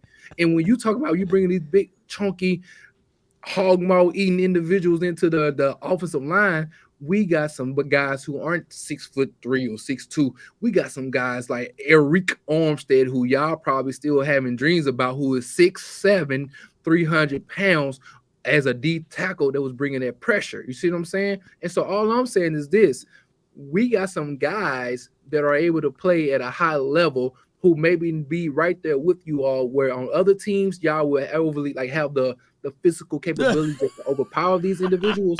Rev said, "Who's your quarterback, dog?" Purdy. Purdy. That's all. Who your quarterback is this time? Look, if you got that linebacker named EVS, VS, EVS, VHS, whatever it is, it ain't YES, because he ain't gonna stop CMC. Oh, come on, man. You tell me right now, Defy in law, you go have BHS out there in his 1991 built body out there trying to guard Christian McCaffrey on the slot? Y'all go tell me that's what y'all about to do? You got Damon Clark motioning out, and the linebacker got to pick up the running back. Y'all gonna have you heard my guy. He said we got Damon Clark. We got my dog Donovan. He hit people Wilson. And excuse me, don't you know that we got Parsons, who's in his second year now, not his first year, that's going to be able to show you guys something. Come on, nickel. Huh? Hold on. What's gonna be your player personnel then? I don't have to tell you that, because your Nana people be listening to this show. I ain't gonna have to tell you that. I'm not gonna give you important intel and intellect on how we're gonna shut down the 49ers when we see y'all. If you guys make it to the playoff, by the way, if it's a rematch, come on. I'm gonna let y'all know. Sea chickens might do something. You see the rest of their schedule. Listen here. You see the rest of the schedule. Hey, we know we do. Did y'all? Thanksgiving just passed. You know what people do to chickens? Put them in the oven and we cook them jokers at 410 degrees. Well, this is a Seattle bird, man. Come on, man. Hey, listen here. Hey, we're gonna chop them up, and all I need, for y'all, I want this to happen because I'm going down to Texas, and me and my bro gonna do a whole week of this god dog in person. It's gonna be on and popping, god dog. If we now when we win, you can do all of that. But nah, man, ain't nobody coming in this room if I'm holding the L for a week. Do you hear this? His own brother. I feel like he a god dog. Like, look, like I'm part of the I'm a Stark family. He over here part of the god dog on Lannisters. He like, no, brother, you ain't coming down south. Man, this is phenomenal, man. Defy, you see how he do me, man? See how he try to talk that noise?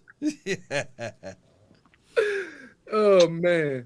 Y'all are funny, man. I wish I knew. I didn't even know you had a twin brother for the longest time. So. Yeah. Now we 4 years apart. Exactly. Oh, yeah. Okay, good. Okay. He just got 2 sets of twins. Now he do kind of favor me a little bit, though, right? Hey. Thank you very much. I ain't mad. You were talking about that run defense, but yes, sir. If we play next year, I don't know how you're gonna stop Bijan Robinson. I'm just saying. Hey, look, Defy, I know you watch tape, and I know you. I'm learning that you're a guy who loves football. You're a savant. We have this guy named Talanoa Hufanga, who's the only safety in the NFL that got 5+ interceptions and 5+ tackles for loss. Who's playing like a man who's 15 missed tackles.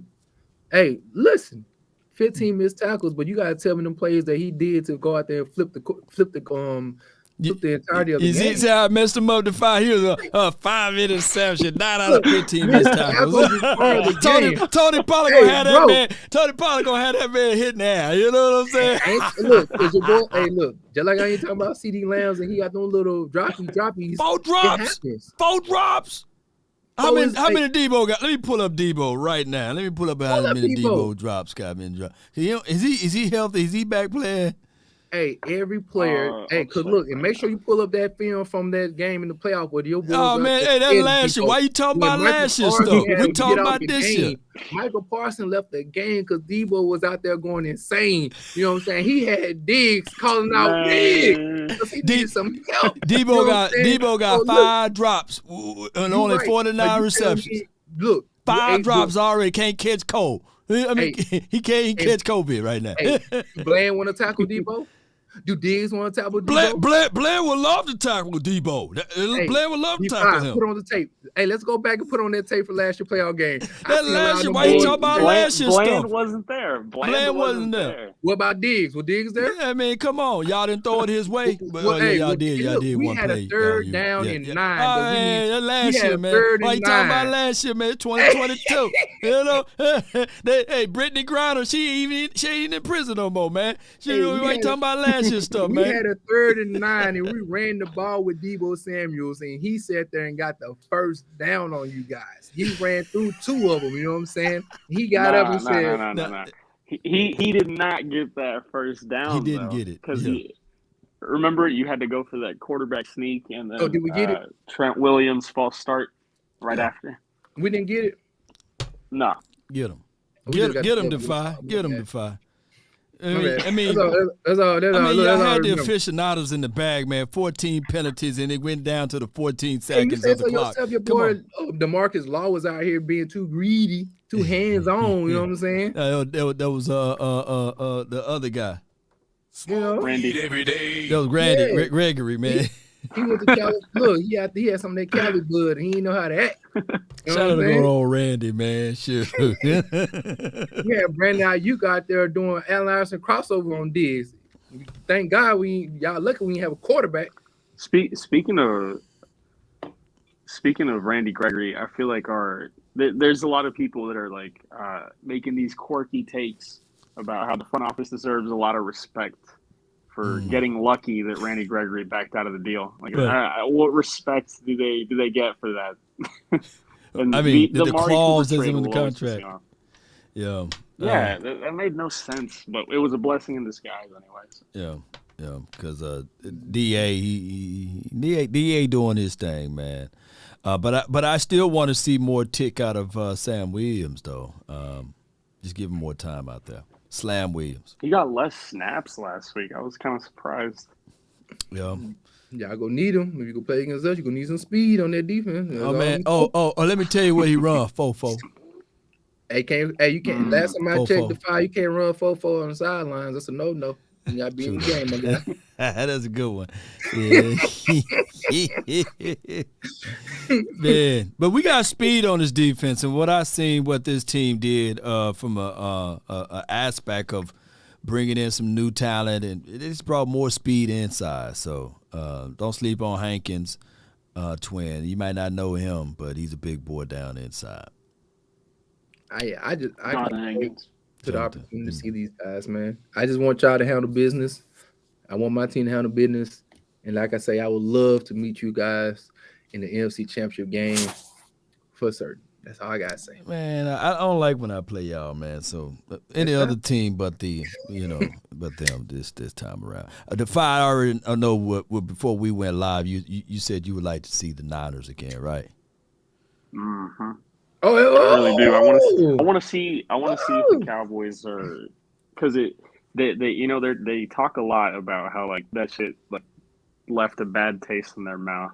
So I just want to see if they're full of it or if they're like serious that it left a bad taste in their mouth. Because imagine if you say all that and talk about how it scarred you and look down the road and think about it. So it's your motivation and blah blah blah. If you say all that and then you get smoked again. Somebody's getting fired. Let me ask you this though, Defy. I never took your take on this. How do you feel about Mike McCarthy?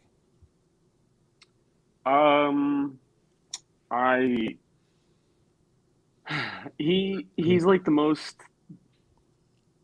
I don't know how to word it. He's very like I like Mike McCarthy. Oh, you like him? Okay. And I like Mike McCarthy, and he's done a lot for us. It's Not many.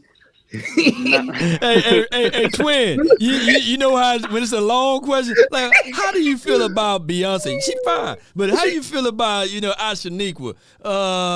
She wear the eyeshadow. You know what I'm saying? Yeah, when she fresh out of the shower. He's putting a lot of variables in this equation. Go ahead. Come on. At 9 o'clock she looked better. At night when you cut the lights off. I'm just saying, okay. He's the most like. Watch it, Defy. Watch this, twin. How do you feel about Kyle Shanahan? You know what I'm saying? He ain't the Kyle. Look, he ain't a Niners fan, but I tell you this, he didn't post start. He gave a quick answer. Listen, I'm just saying, okay. I like Mike McCarthy, and he's really disrespected. But he's very. Now you know what? When you say "but," Defy, you know what that means. Everything that preceded that becomes obsolete. You know it, right? It's not obsolete. I promise. I'm just saying he's very like he's the most qualified coach that I've ever seen. Like be in talks of getting fired, or like in talks of fans wanting to get rid of him. Because like I'm kind of at the point where like I'm very like I know we've been joking around. Right. But I'm very shaky on the idea of like firing Mike McCarthy. Like I just don't see a world where that should be like acceptable. He's done everything correct. He carried us with a backup quarterback, and no matter who you want to give credit, you can't blame Mike McCarthy for the playoff loss and then give him no credit for what he did with Cooper Rush. True. Another thing is like, oh, Sean Payton this, Sean Payton that, like. That's cool and all, but what I'm worried about is Dan Quinn. I'm thinking about Dan Quinn. If there is, I would keep Mike McCarthy unless Dan Quinn was planning to leave, and the only way to keep him around is if he's a head coach. That is the only way that I think Mike McCarthy deserves to be gone. Wow, that is a great analysis of that. Look, everybody know I'm on record of saying bring us anybody but Jason Garrett again. And they brought us anybody. They gave us Mike McCarthy. And I'm always in the middle with Mike. But, man, after that Green Bay game, it opened up some old wounds, and it turned me into like a boy. I was green over here. You know what I'm saying?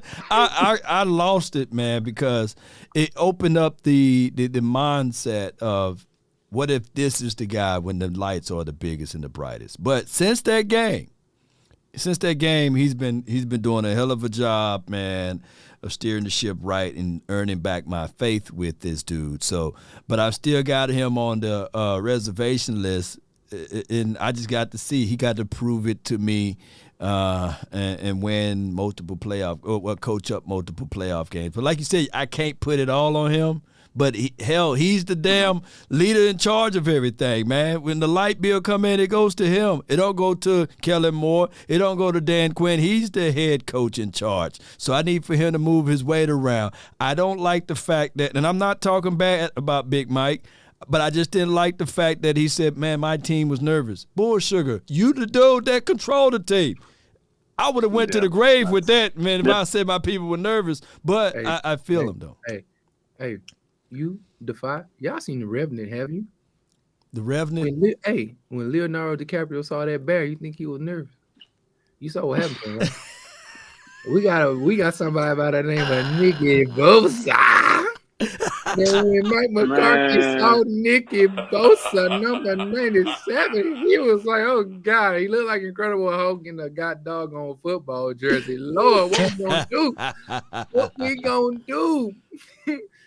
Nick Bosa wasn't even the best football player on the field that day. No, That means sure we was. got depth. That's the one thing I told my brother. We go not one deep, not too deep on the defensive line, but we go 9 to 10 deep.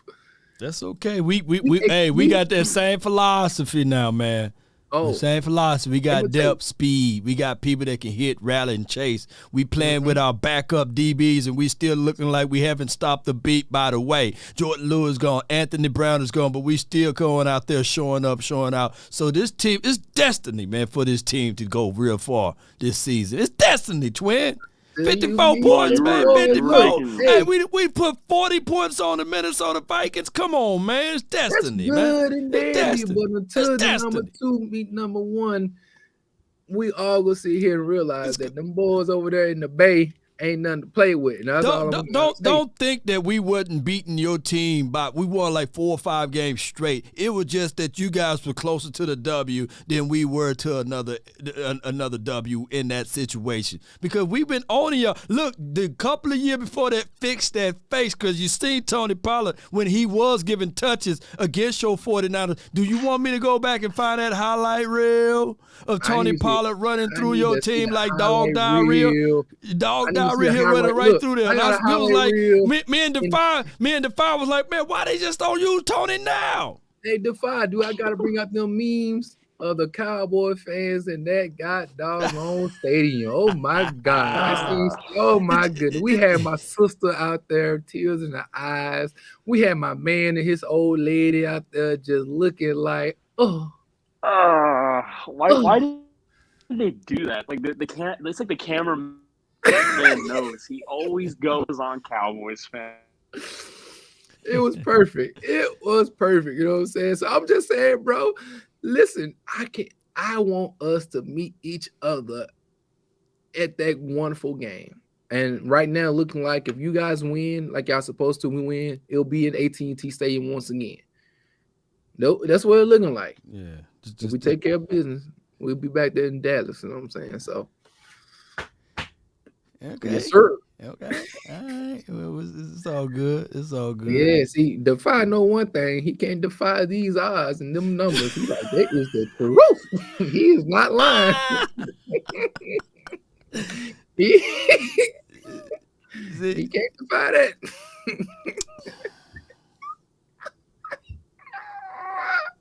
I love y'all in the chat. What up to everybody in the chat, man? No. Don't try to throw rocks and then hide now. Hey, you see what he did? See, Defy. Come on. Defy, look, wait a minute, Defy go. He hit the eject button up out there. He accidentally did that, man. Look, don't try to use that moment. He had bad connection, man. Leave my guy Defy alone. He said, "Who is this guy?" When he get back in, we just let Defy know, man. We gonna do the pick'ems and we gonna go through our We got the charade. Stephen White. We got the Blow Squad. No, man, come on. Jessica. Oh, Hey, one thing I know about karma, it flips back around. So, like Jimmy said over here on Facebook, you better be careful what you wish for, twin. Big up to Jared, Swan Song, man, Snacking Cakes, and all these individuals, man. And also, if you guys are a part of the underdog, man, y'all make sure y'all go and you're doing your underdog. Make sure you use law as your promo code. Hey, Defy, what's good, man? I see you back, man. Hey, see, twin. bad. No, twin tried to jump off It the was fucking out. It was perfect. Yeah. Look, it was perfect, bro. I could have wrote the script. I could have wrote a script better. How you just politely disappeared right on time, my guy. It was perfect. Hey man, What happened? He would try to Wait, he would try to say something, and he made and the way your screen dropped off, it appeared that he said some things to make you run. You know what I'm saying? It was like a mic drop. He seemed like he shot you down, man. And I was like, nah, man, my guy must have lost connection. You see what I'm saying? But it's all good, you know. Oh my god! It was perfect. Oh my god! Computer, and I could see y'all laugh, and after I left, I was like, "Oh shit!" Yes, indeed, man. It worked out fine, man. Man, what were you saying, Twin? Because now I'm curious. Yeah, get him, Defy. When we say, repeat what you said. Now you were talking all that stuff where my guy couldn't hear you. Come on. Hey, look, it was either here or there. I thought he was here, but what I was speaking on sounded so beautiful that I'm not going to go back and try to reenact what I said because it came from the heart. You know what I'm saying? It was real. I'm not scared. I don't want to mess it up. But Defy, when you have an opportunity, man, make sure this thing is time stamped. Go back, check it out, rewind it, take a listen to it. It was perfect. It was a bar. You know what I'm saying? Man, it's all good. But Defy, on the real talk, man, I appreciate you for jumping in. Me and my brother, we finna go through these picks, so it's gonna be like another. You got time, Twin, to go through them? Oh man, y'all got me geeking now, man. I got time today. Y'all, look, we had a little, you know what I'm saying, a little sparring session over here, man. Yeah, I already know. So Defy, man, tell people, man, where to find and follow your content and your information and stuff like that for the new people that never heard of you. Yes, sir. All right, so I am on Instagram as Defy Talks Cowboys or Defy Talks Cowboys, whatever. It's either Defy or Defy. I don't really care. And it's a very how would you describe my Instagram, Law? Man, what are 3 words you use? Uncut. I mean, it's uncut, man. It's raw, it's authentic, and this is the best Instagram page talking Cowboys with stats and analytical stuff that's not biased, man. So that's what I look at. He's my go-to guy. If you guys ever see like breaking news or on the Facebook page or on my YouTube page, the thumbnail, sometimes I take it from him. You know, some people, Defy got a strong community and people's like, Thief! Stop! Thief! Come back, thief! they're like, man, you taking that man's stuff. But no, man, this is my homie, man. And I appreciate you, Defy. So y'all check out his page, man, or just follow my page, and through the week you'll see I have his link, Defy Talk, Cowboys Talk, man, and that's what his page is, man. It's raw, it's authentic, and then he go ham with the stats, y'all, ham for real, you know. For real. That's my bootleg way of public endorsing you, man. You know. Yeah. I've been getting back into the film because I noticed a few weeks ago I hadn't been posting much film, but now I'm back into it. So thank you for having me on, Law. I really appreciate it. I would love to do this again, Twin. That was very fun. Yes, sir, man. I had a wonderful time with you, man. My first time meeting you and talking to you, man. But it was a wonderful opportunity just to sit back and talk football with another individual that loves football like we do, man. So hey, I definitely appreciate the time and the opportunity that you gave us to sit back and really just bloviate about the wonderful sport, what we call football, baby. You know what I'm saying? We love talking about it. We love the game. We excited for the weekend. We can't wait to bring the pain out here to all these other peons and peasants until we meet, you know, in the NFC Championship game once again. So let's make sure y'all continue to do what y'all need to do on your end, and my Niners need to do what they need to do on their end so that we can come back again and defy the odds. There's a D. See how he threw your name in it? That's what he did earlier, though, Defy. He a little crafty with it, man. He got some bars over there, you know. But I appreciate you, Defy, man. Right, so, and go ahead. I appreciate you, Law. Thank you for having me on. Yes, sir. Yes, sir. Yes, man, y'all make sure y'all give the boy Defy, man. Put the D's in the chat, man. I got it right here. Round of applause, man. You know, put the D's in the chat for Defy, man, for coming through, hanging out with your boy Law Nation and playing, man. He's one of your guys' greatest supporters and fandom, you know, and fans of the Dallas Cowboys, man. It was a wonderful time talking with my guy. You know what I mean? I love his mind. No, they don't have to put D in there. Put DEFY, man. That ain't that long. Put them fours up in there. DEFY, man. I want to see his name all the way down. Y'all put Defy in the chat, man. Yes, and sir. Y'all check out that man's run it up, man. Make sure y'all like, sub, to his channel or his Instagram. I don't know if you like a sub, whichever way you got to do to make sure he gets the support that he need, man. Y'all go ahead and go through, visit there, man, and rack it up. Go through some of them videos that he has already previously posted as well. Learn something, you know what I'm saying? No doubt, man. So y'all look. Now we see Defy all the way down, man. So that's what I love to see, Cowboy Nation. All right, so with that being said, we're gonna try to get these pick. We're gonna try to get these pick 21. shows. Oh, you got it. You know. 21. Can you do something for me? All right, man. Can you hit a little rich flex for me? Then 21. Yes, indeed, man. Y'all follow Defy on IG, man, and on Twitter too.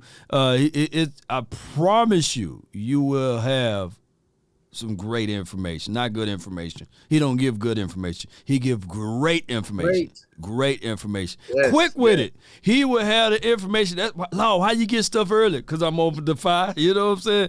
You know, so that's just what it is. Defy the odds, man. Appreciate y'all. All right, so where were we on these picks? We haven't done not a nan one of them tonight, my guy. We was over here. We didn't even do last week's pick. We've been out here talking it up. But so I guess it's up to you, man. You want to just do next week's picks what is on you? Because you took all these, you maybe took most of these L's over here. So yeah, man. All right, since we're gonna pass up on this week. Look, hey, hold on. Let me see what the chat say. Look. Yeah, man, shoot, man, I was out of it, man. That black hand, and then Smooth, who sent me the black hand, like, yeah, Lord, I knew what I was doing, man. I sent you that black hand because you know, back in my military days, you know what I'm saying? Hey, Chris, the dude in the red is Law Nation's brother, baby, but the one and only San Francisco 49 fan over here, my guy. This who the guy is in red. It's me, twin. All right, so let me see if I can pull this up, man. William Williams said, come on, man. You know, let's see. What's the record? Okay, let's see if we can pull this up, man, because we got this right here. Big up to everybody in the chat for throwing the Defy out. We appreciate it. That's what I'm talking about. We love how long we been live, though, you know? You know what I'm saying? We love the individuals that been out there in the chat. Yeah, let me know. Only an hour 36 minutes, man. So yeah, hour 30. Yeah, so that's we under. You know what I'm saying? If we're being honest, as far as what we usually do, so we smooth. But yeah, man, big up to my boy at Defy, man, coming through there, and we see some people over here. Okay, what we got? While you looking at that, I'm building the plane while it's in there. Yeah, I'll go ahead and read the super chat. So what's up, though? We got Pablo Bradley in the super chat. Big up to my guy, man, coming through. He said, great day, Law Nation and crew for Twin Empire. What's the bearded tip of the week?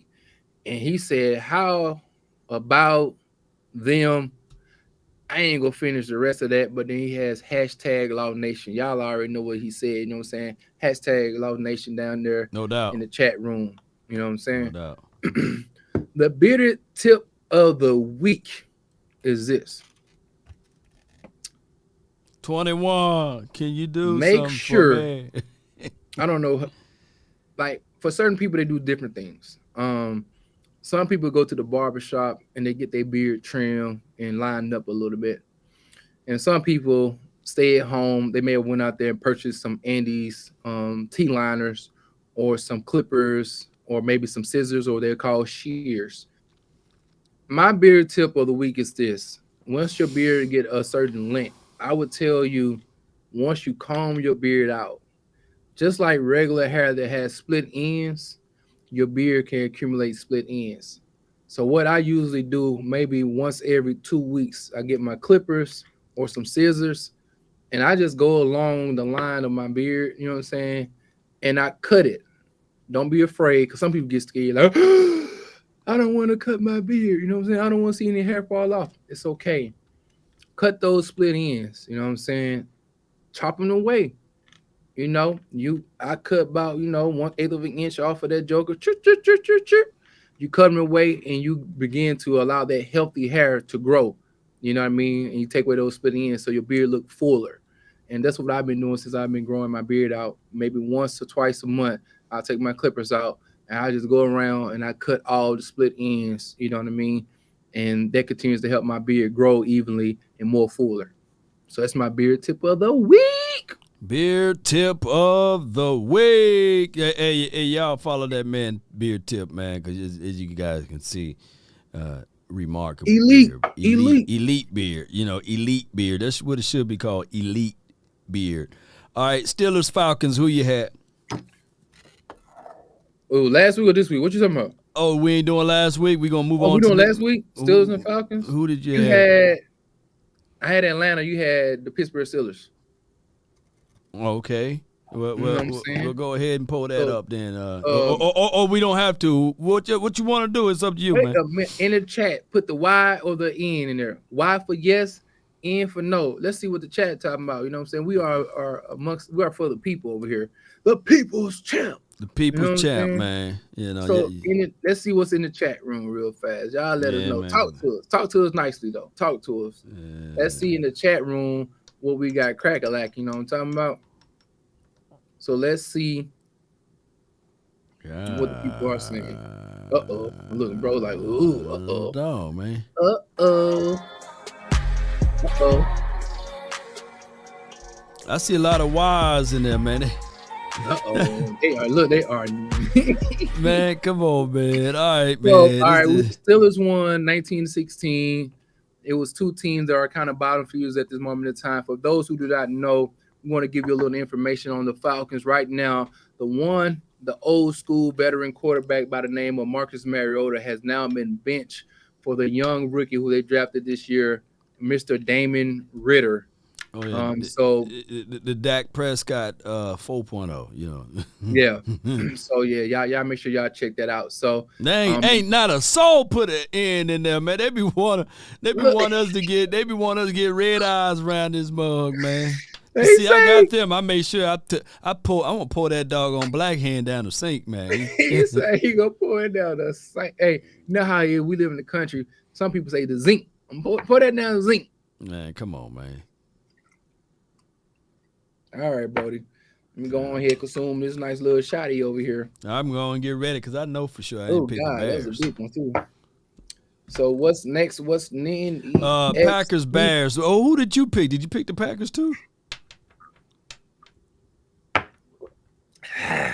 Who you pick? Oh, bro, let me breathe. No, hurry up, man. Full court press, man. Gary Payton, you, man. Hey, all right. Hey, I'm just messing with you. Well, your face balled up like a trash bag. I'm assuming my brother put this full court press on me because he must have knew who I picked. Yeah. He know I didn't pick Aaron Rodgers. Oh, you picked the Bears? Yeah, the Bears, man. Even though Justin Fields was 20 for 25, 252 yards, 2 interceptions, he came through a little small. My boy Defy was talking about A.J. Dillon. In this game this past week, he had 18 carries for 93 yards and a touchdown. You know what I'm saying? So the Packers went back, relied on the rushing game to give them the victory over the lowly and the sorry Chicago Bears. So, yeah, man. Yep, that's that. Okay, good, because I think I picked the Bears too, so I don't know how I picked Arizona. No, you didn't. Hold on, you did? Yeah. Okay, well, if you say you picked them, I ain't. Oh, you got the list out? Okay, good. I was making sure, man. I don't want to cheat you. I just want to beat you now. I don't want to cheat you. Well, you picked the Packers, man. I picked the Bears. Oh, I did pick the Packers? Yeah, you picked the Packers, man. I didn't even know I picked them. Well, we're going to drink up then. Salud. Ooh, back to back.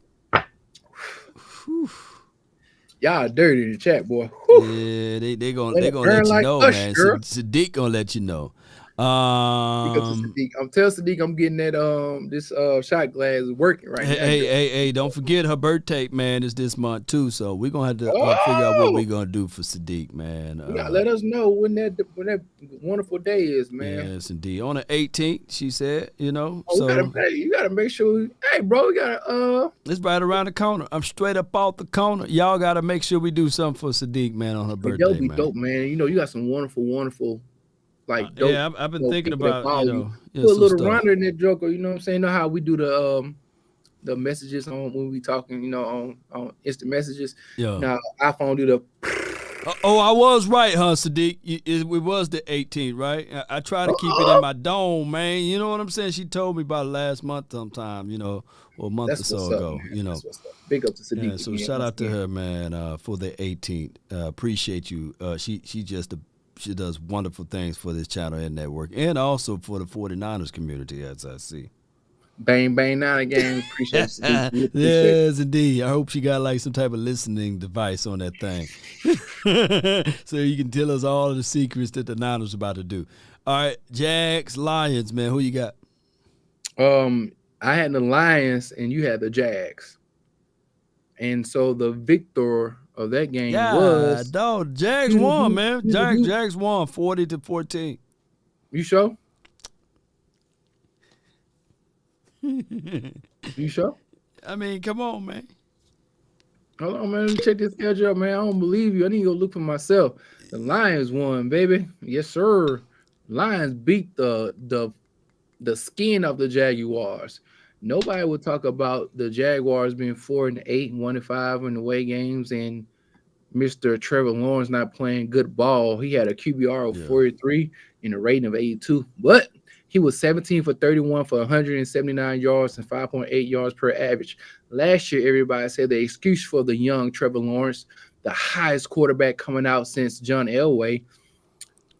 He played horrible, but no one would say anything about that. Everybody said Urban Meyer was the issue last year. He had Peterson this year, and he should be going a lot better. But guess what? Leave the laws alone, man. You hear no negativity about Trevor Lawrence and his play this year and how substandard it's been. You know what I'm saying? Jets, Vikings, man. Who you had? All right, Jets, Vikings. We both had the Jets, Jets, Big Brody. All right, we can move on. Shout out to the Vikings, but I need the Vikings to lose one more game. Yes, sir. They need for them to lose one more game, and we win the tiebreaker, what have you. So come on. Well, now they need to lose. Yeah, one more game. Do they need to lose two more? Right? Yeah, because they only have lost. They division. They'll be the division champs if so they need to lose two more games, I believe. Y'all let me know how this works. How many games do the Vikings need to lose? Because this is my thoughts of what's going to happen with the NFC East twin. What's cracking, big bro? The Giants is going to beat the Eagles in a few days. Mm-hmm. And all the Cowboys got to do is when we play the Eagles, just beat them. We already swept the Giants. So we'll win the tiebreaker between that two, and we'll be at our rightful spot, the NFC East champs. All right, bro. Not trying to interrupt, but the Minnesota Vikings are 3-0 in the division. Right. And they're 6-2 in the conference. The Cowboys are 3-1 in the division, and they're 7-3 in the conference. So they need to lose two games.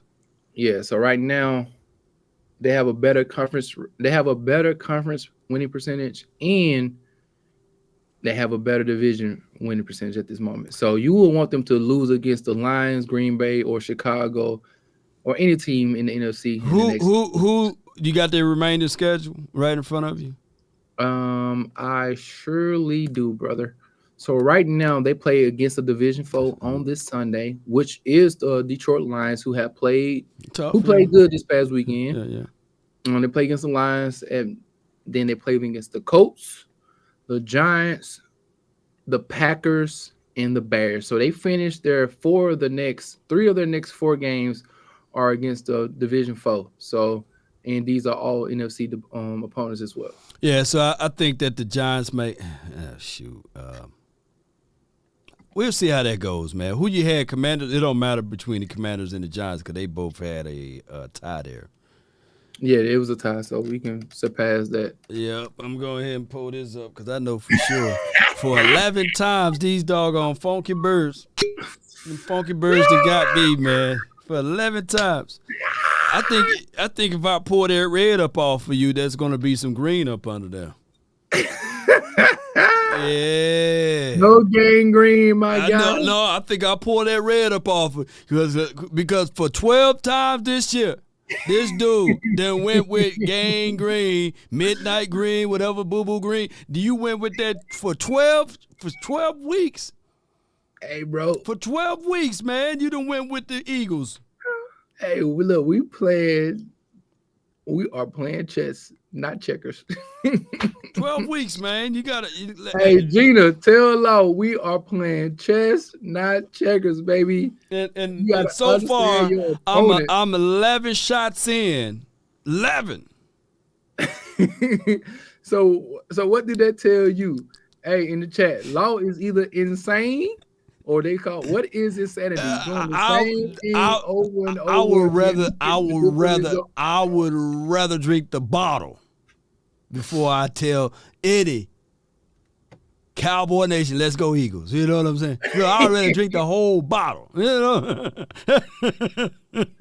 You know what I'm saying? There you go, big bro. There you go. Now it start biting a little bit. Yeah, it's still smooth though. Smooth. Hey, big up to Sade, smooth operator out here. You know what I'm saying? Man, Sade, yeah, shout out to her, man. You know what I mean? Still looking young and vibrant. Asian like fine wine. Big up to my girl, school girl. Hold on, Mrs. Scout. What's her name?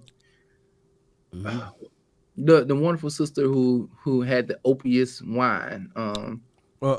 Miss Scout and Pro. Yeah, big ups to her, man. Shout out to her. Big up to her, man. Opus wine for your mind. Yes, sir. All right, Broncos, Ravens. Big Brody, we both had the Baltimore Ravens. So we get a pass on this wonderful week, man. The Ravens came a little bit, as we would call it, is it show? Broncos, what you do? What you do for me, shorty? Oh, yeah, the Ravens won 10-9, even though Lamar Jackson was injured. He'll be out for the next 3 weeks. That's why I said, man, Lamar Jackson is I ain't gonna call him a fool. The dude finna be a real rich guy, but he should at least, man, got his ink on paper, man. Hey, bro, look, your boy Dak created the blueprint because once Dak got hurt in that contract year, y'all still paid him. So he looking like this. I have a MVP trophy. So if Dak got that money, y'all better give me that bread because somebody gonna pay me. Somebody will pay me that big money. So man, that all rule don't apply though. You know, if it could have been more of a gruesome type of injury, and the only reason why the Cowboys front office went on ahead and paid is because of the decree from the fans, you know, and from the marketing team and everything else.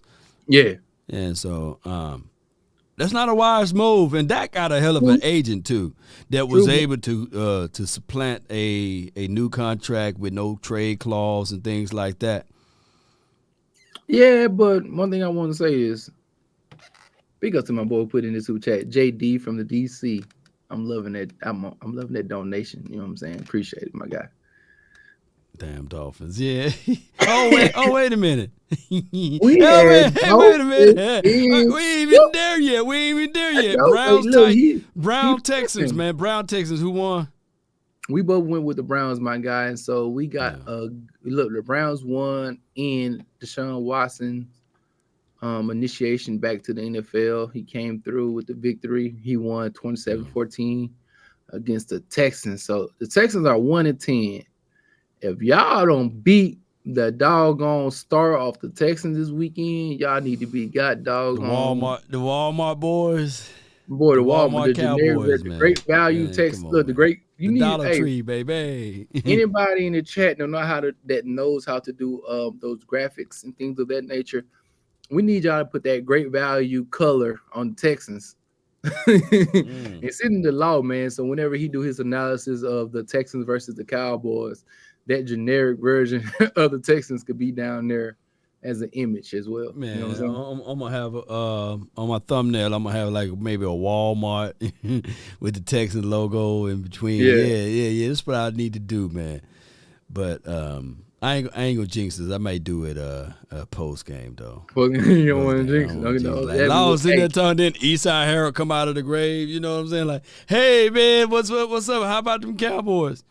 And one thing for certain though, that running back for Pierce, Pierce, he run hard. I don't know what out of Florida. That boy, he run hard, bro. I think that this would be a game that if my guy Hitman could hit him square up, it's gonna be one of those days. Whereas we can look back at that game and say, yeah, man, he running hard. He running hard, but then all of a sudden Hitman came. Because I seen Donovan. Is that Contra? That's Snake. Remember Contra, man? I thought that was Contra, man. They don't know about that, bro. They don't know nothing about Contra. Matter of fact, I'm gonna find some drops for Contra. Yeah, Donovan Wilson squared up and hit Jonathan Taylor. Jonathan Taylor just a big old dude. But he sweated like if he was any other dude, I promise you, go back and watch my film. And it was like an objective analysis. I didn't really go into details of his analysis, but I got a all 22 footages of Donovan Wilson. And he literally, if Jonathan Taylor wasn't Jonathan Taylor, like if he was just like John Taylor, you know, like if Joe Taylor. Whoa. I'm talking about the running back. I know John Taylor. Shout out to you, boy. Wait a minute. I'm about to say, hold on, bro. Let me see. But if his name was just James Taylor, then how about that? Does that work for you? All right, if he was just James Taylor, he would have been laid out because. All right, man. Seattle Seahawks versus Rams, man. Who you got? Or who you had? Bro, my big Brody, I had the unfortunate. I picked. Dang. Shoot. I know you got a drink. I know because you wanted the Seahawks to lose, but that's okay. I sure did. 21. Twin, why don't you drink something for me? They clown. Look, I was watching a little clip on that, man.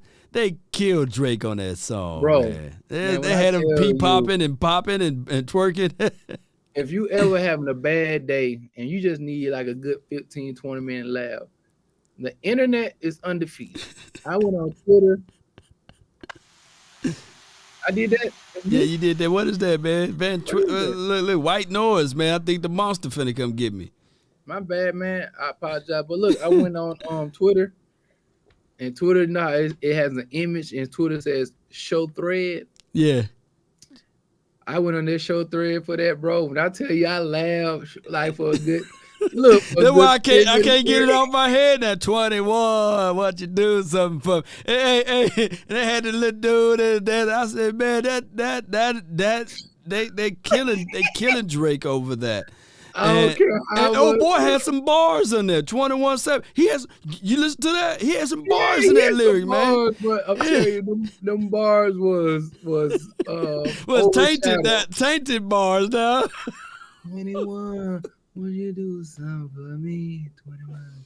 You like, wait a minute, to bro. The ops for me. Hey, look, hey, bro, say with your chest, put a little bass in your voice, my guy. Look, I am a grown man. Why are you talking to me like I'm a little bitty boy, man? You whispering in my ear like you Yin Yang twins, man. 21. Hey.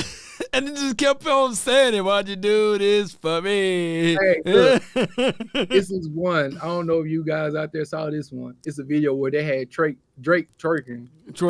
And they had him, the microphone, they had Drake twerking. 21. When he got low, the microphone dropped lower too, and they threw the ones behind him, bro. When I tell you, I was dying laughing. I was like, bro, gosh, man. No matter how much money you got, he looked at that video like, hey man, he felt some type of way. What? Hey man, and then 21 Savage, he went on like this dude that got a YouTube page, a big YouTuber. And the YouTuber dude, I knew he knew what he was doing. He like, hey man, this is what they said about you. And he'll play out the reaction. And then 21 Savage was like, Mom, man, come on, man. He said, is that a dude? I thought it was a girl. Like, dude, you knew that was a dude. But he was like looking at his reaction, and then all you can see is Drake saying 21. All you see is 21. Can you do something for me? Can you hit a little rich flex for me? Then 21. 21. And then you just said, yeah, you see the dude, yeah. I said, this dude got balls of steel because he roasting 21 Savage, and 21 Savage too slow to know it. You know what I'm saying? And he roasted him like, no, look at this. But sometimes, bro, you know, I say you just got, hey, what did he say? Just take that.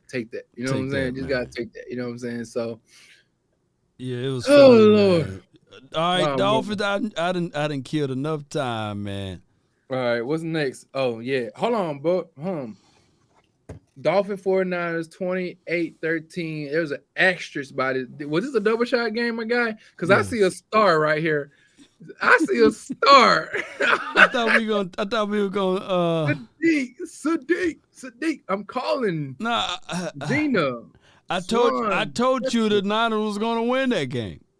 Bro, I got your name right here. It says Dolphin. Got dog it. Dolphin 20. Look, hey, I see. So at the did it up. Breaking news. God, man, hey, I'm gonna tell you, man. Shout out to Coach AJ for sending me this, man. This is a whole lot easier than that black hen. Man, that black hen looking like 21. When you do something for me, you know that. Hey, listen here. Now, look, I know you guys are all Cowboy fans. Man, this stuff right here potent. When you guys have an opportunity, go check out Brian Baldinger, you know. You know what I'm saying? And he gives about 3 to 4 different videos. That's one. Okay. Boy, I see a little residue at the end of the day. Come on, man. Look, man. Come on. let that soldier make it. No, man, come on. Don't be looking too hard, man. God dog, man. Hey. Let that soldier make it, sure. He gonna be part of the other crew. Come on, bro, man. Sure, man. Stop looking so hard, man. You pay attention to talking about Brian Baldinger. I pay attention to talking about this Drake. You know what I mean? Hey, listen here. Bro, law be fair. Hey, look at the Rams. The Rams said law be fair. Come on now. It rains on the just and the unjust, God dog it. You gotta take that. But listen here. Baldinger, look, my man Swan Song said, bro, you gotta kill that cup. Yeah, man, come on, man. Sure. You talking about the little soda that left. You worry about the wrong thing, man. Come on. It's the majority that matter, man. Come on. Y'all make sure y'all go out there and check out Baldinger's analysis on the San Francisco 49ers defense. If you like or love the Dallas Cowboys defense and what they're doing this year, and you're a football fan, what you need to do is, I know you might not like the red and gold, but I'm going to tell you the story of a defense that is nasty, that is fast, that make other teams tap out. We folded up Tua Tagovailoa like a pretzel. Y'all need to go check them out.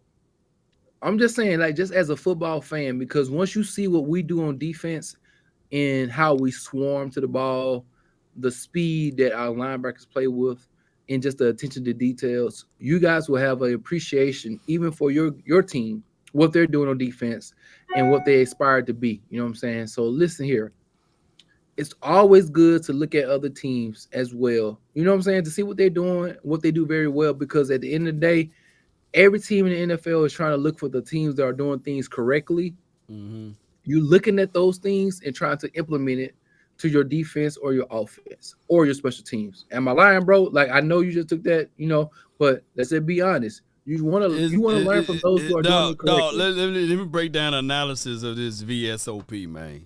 Let me break down analysis of this mug right here. I'm going to get some regular hand, man. God, no.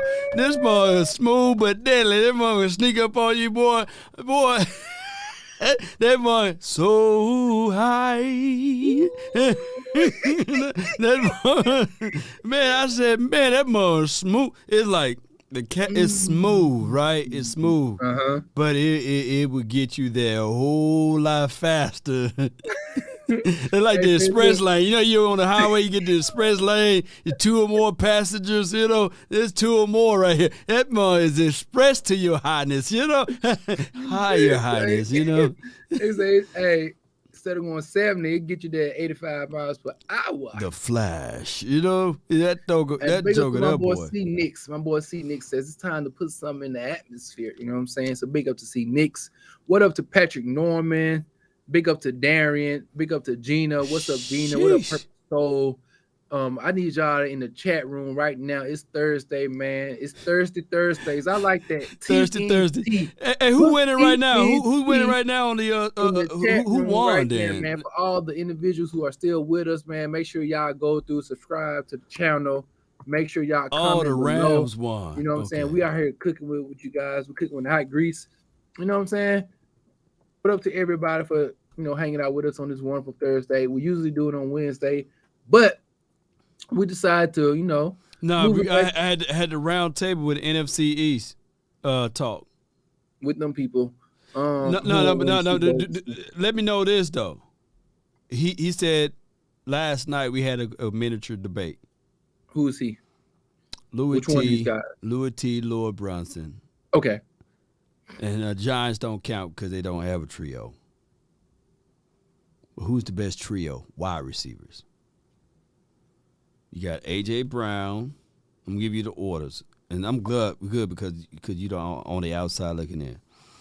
You got A.J. Brown. You got Devontae Smith. Roll Tide. Quez Watkins. Okay? That's the Eagles. Green Machine. And then you have for the Washington team, Terry McLaurin, Curtis Samuels, Jahan Dotson. All right, for the Cowboys, we don't really have a trio.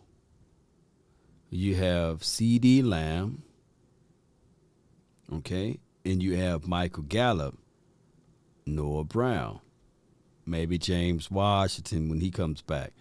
But who's the best trio in your opinion?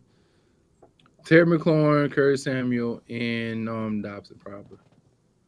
You got a possession wide receiver in McLaurin. You have a gadget player in Curtis Samuel because he catches the ball and then also he does that little weird stuff like Debo a little bit. He runs the ball out of the backfield. He catches those short intermediate routes, the drag routes, and so on and so forth, catches and run around. And then Dobson, I believe Dobson can be a wonderful player in the NFL, man. I like his skill set. I love his catch radius. Are you basing this off of potentials or what he have done? I mean, he showed a couple flashes this year. He did score 5 touchdowns, which I said that last night to Louis T. He had 5 tubs. It's a rookie. TDs are TDs, bro. And if he ends the year, say for instance, with 7 to 8 touchdowns, that's a really good year, bro. Like you can't really necessarily. So look. His argument was that Curtis Samuels is better than Michael Gallup. Is that true in your opinion? I think far as a pure wide receiver, I think Michael Gallup is a better wide receiver. Okay, but I think Michael has been injured this year, right? So he's coming in only playing what? How long has he been playing? Like last 4 games or something like that? I mean, last 5 or 4. Yeah, 5 or 4 games. Yeah. Yeah. So I'm not sure of their numbers. I mean, without numbers, just from your observation of the 2 wide receivers, Curtis Samuels or Michael Gallup right now. I think that the defense has to spend more time on Curtis Samuels than they do on Michael Gallup, in my opinion. That's it. That's just me, though. Okay, I don't know. Look. What's up, bro? But by you saying that, man, maybe I was wrong then. I mean, I don't know. What maybe I was wrong. Maybe the Dallas Cowboys. We don't have a trio effect anyway. It's more so our third wide receiver will be Dalton Schultz. Anyhow, we really don't have a dog in that fight. Like this is not the 2021. You know, if it was 2021, then I say, man, Cowboys flat out got the best trio. You got Lamb, you got Marvin Cooper, and you got Gallup.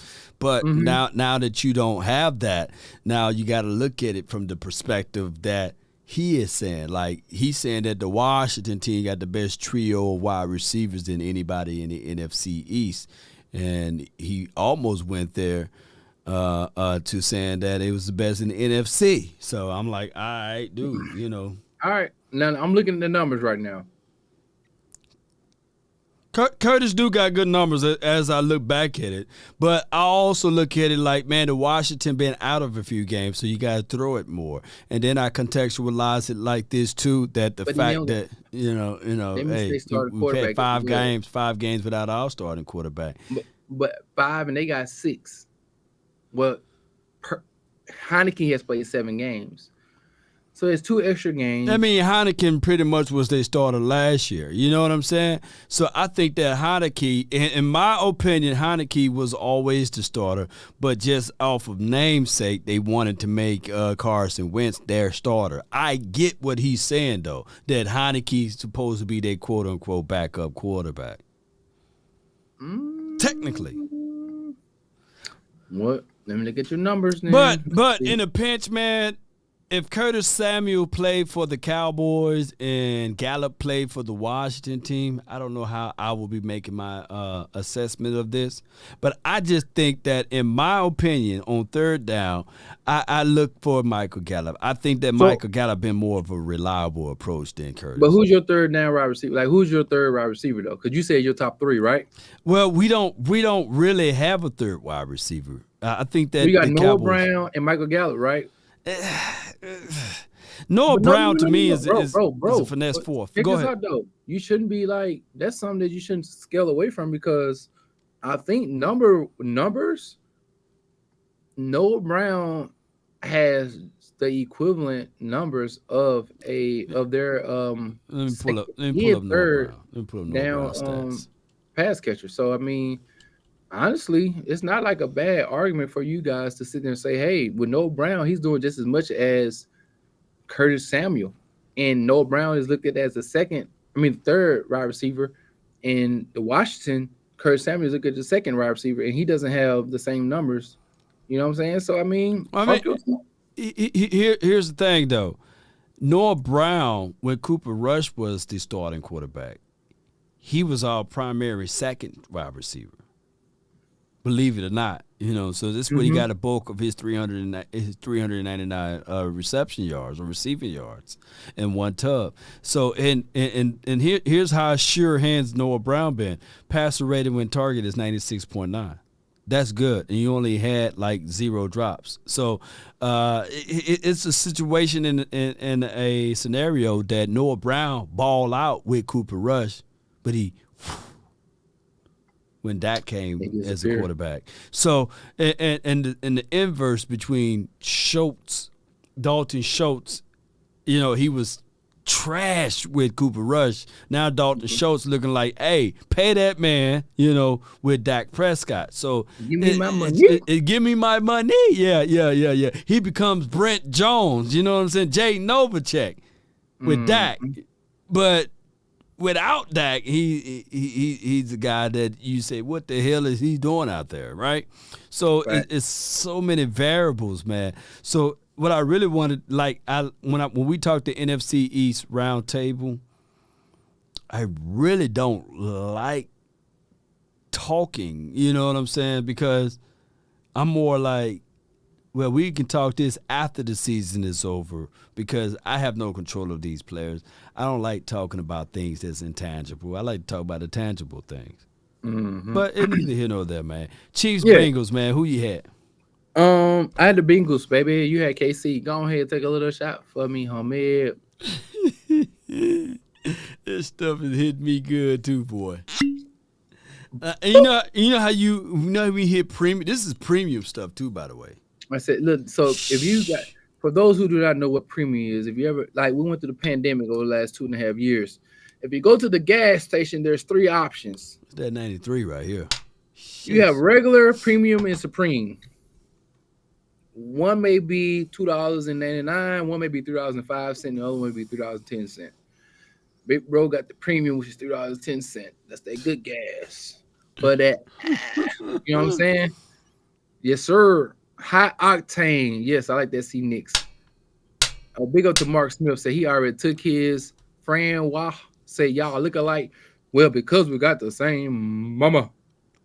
And if your mama don't mind, girl. We got that good skin and dark features.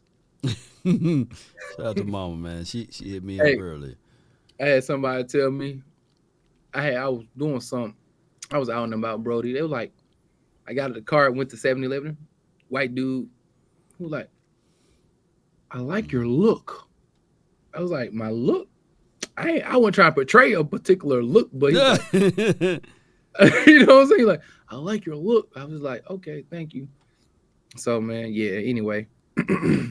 Neither here or there. You know that, man. Oh, my gosh, man.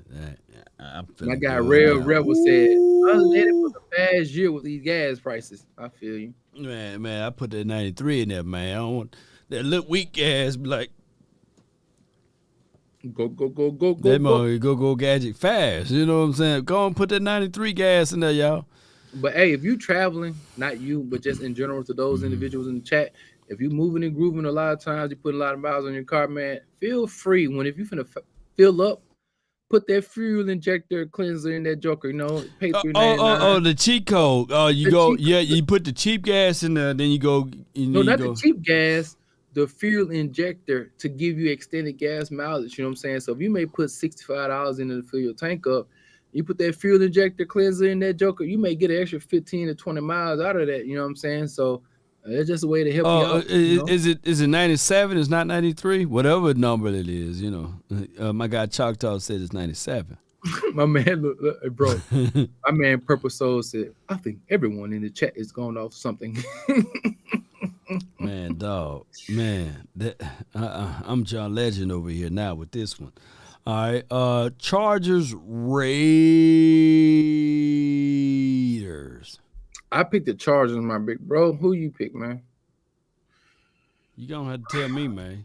All right, bro. You picked the Las Vegas Raiders. Who won the game? So 21. Why don't you post something for me? No. Yes, indeed.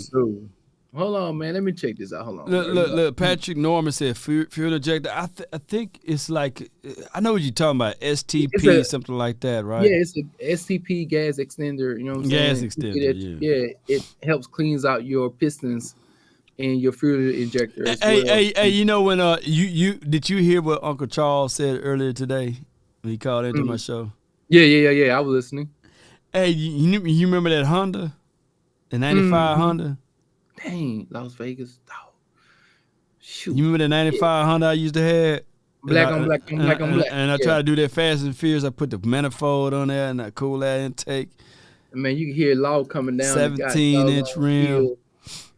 The dude that put that new motor in, his name was Bubba. So it sparked something up. It sparked something for man. You know what I'm saying?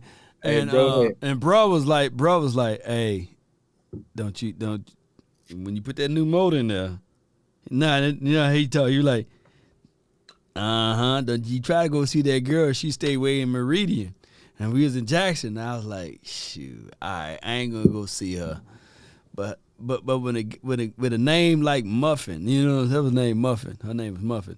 It was a nickname. Man, they put that engine in there. I was like 21. I drove all the way down there, and all I could think of when Uncle Charles was talking about that story. hey, I was in some type of town in between Jackson, Mississippi, and Meridian called Forest. And the car started hollering, shaking. That car started hollering, shaking, and the city, it was in between Forest and whatever, Meridian. And we got what we call Clan City, man. With no lights on, bro. And that car, darkness, fam. Everybody. That car broke down on the side of the road, fam. And you talking about a brother sweating for your 21. And boy was sweating like R. Kelly, the girl. Man, I was sweating like R. Kelly, man. And all I can hear was bro saying, bro was like, hey, don't you take that car beyond 20 miles because he got to give it a test, make sure he put everything in there right.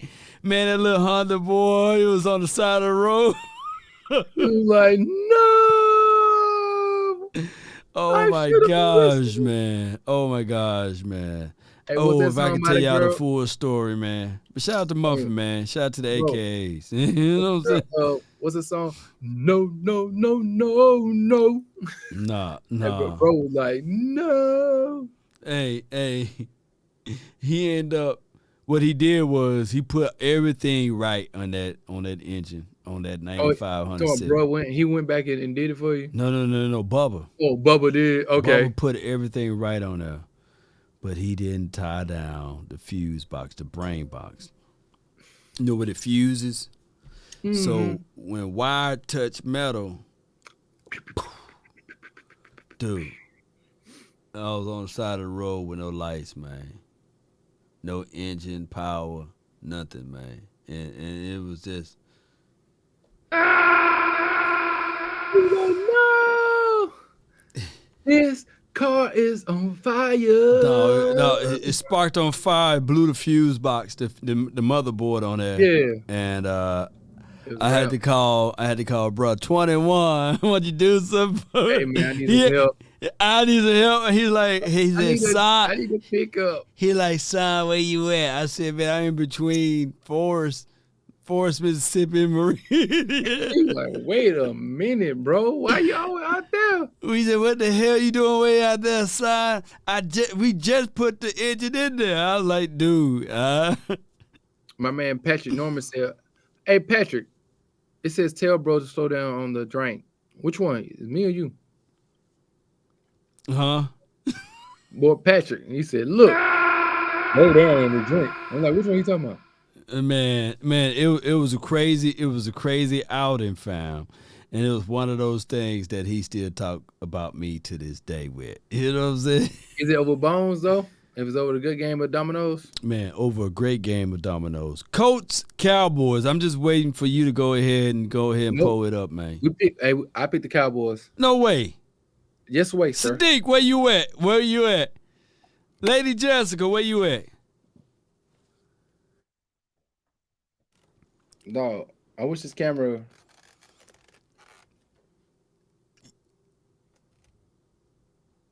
Hey, I picked the Cowboys.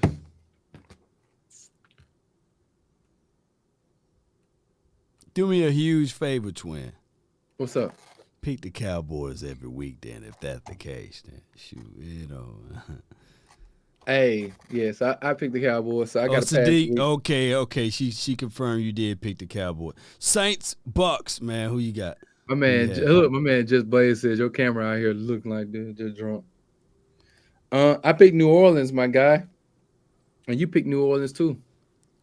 Oh, we agreed a lot in this episode. So. Hey, smart, my guy. Don't be a fool. Do not be a fool. All right, let's go to week 14 then. 1-4. This is the bittersweet part of the NFL, man. Who you got, Raiders or Rams? Who you think won? We wait so long. It's okay, man. We rolling, baby. We rolling. I know we rolling, but man, we wait so long for the NFL season, and it was just a week ago. It was like week You know what? I went back and watched one of the episodes that we previously shot, and that thing had like 12,000, 14,000 views. So we get a lot of people watch these shows, believe it or not.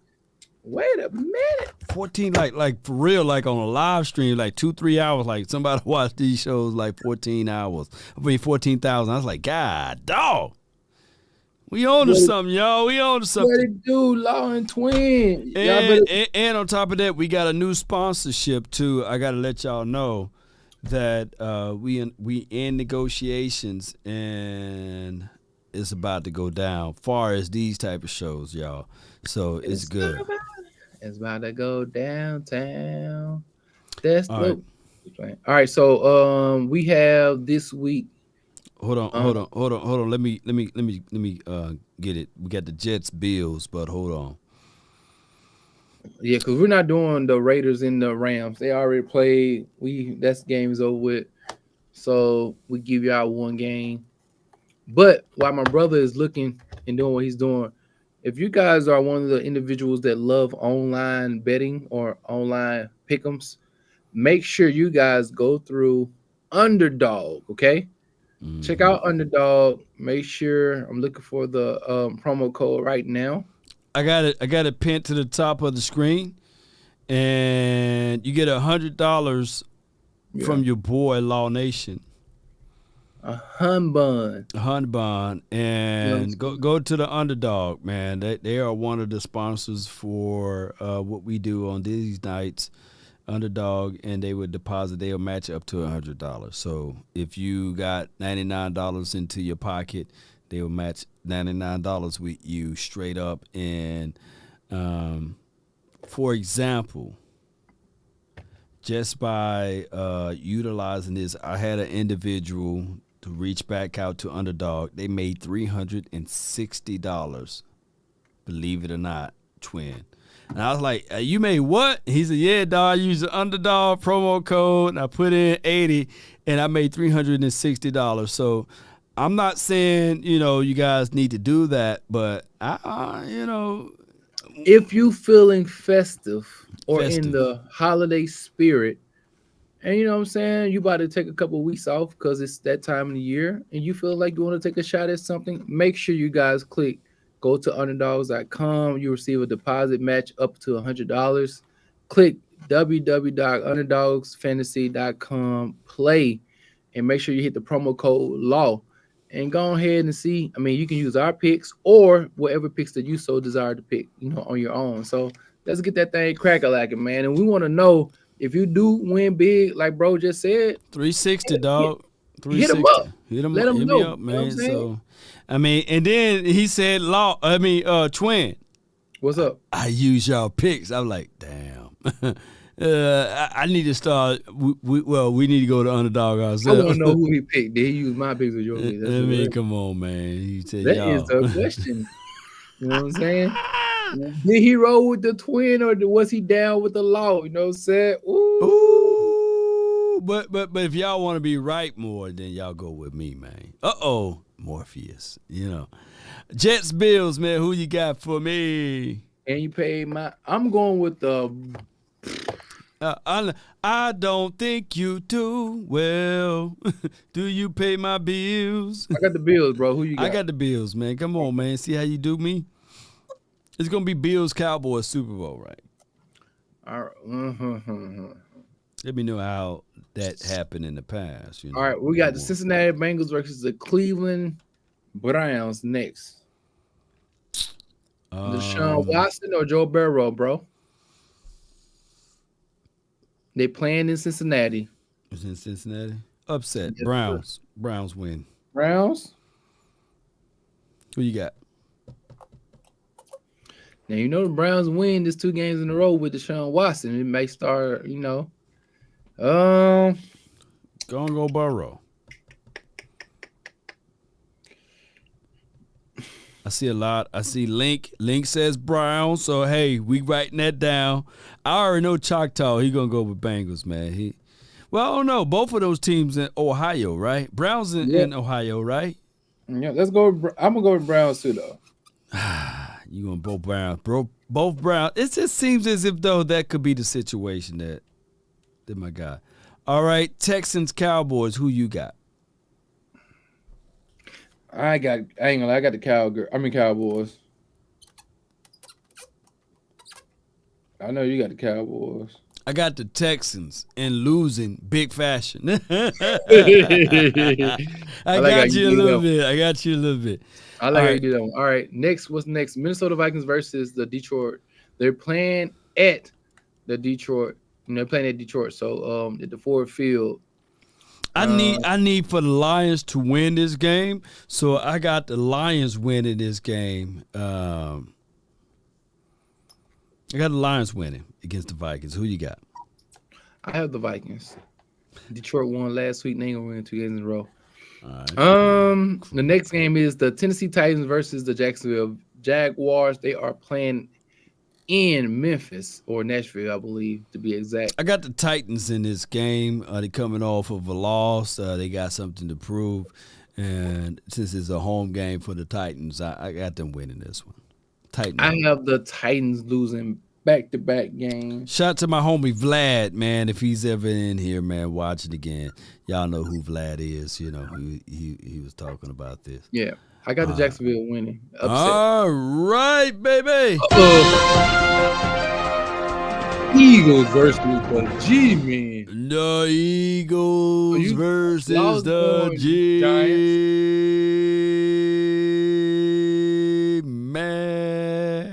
I got the Giants. I'm already hip. I've already wrote it down. I got the Giants, baby, with an upset.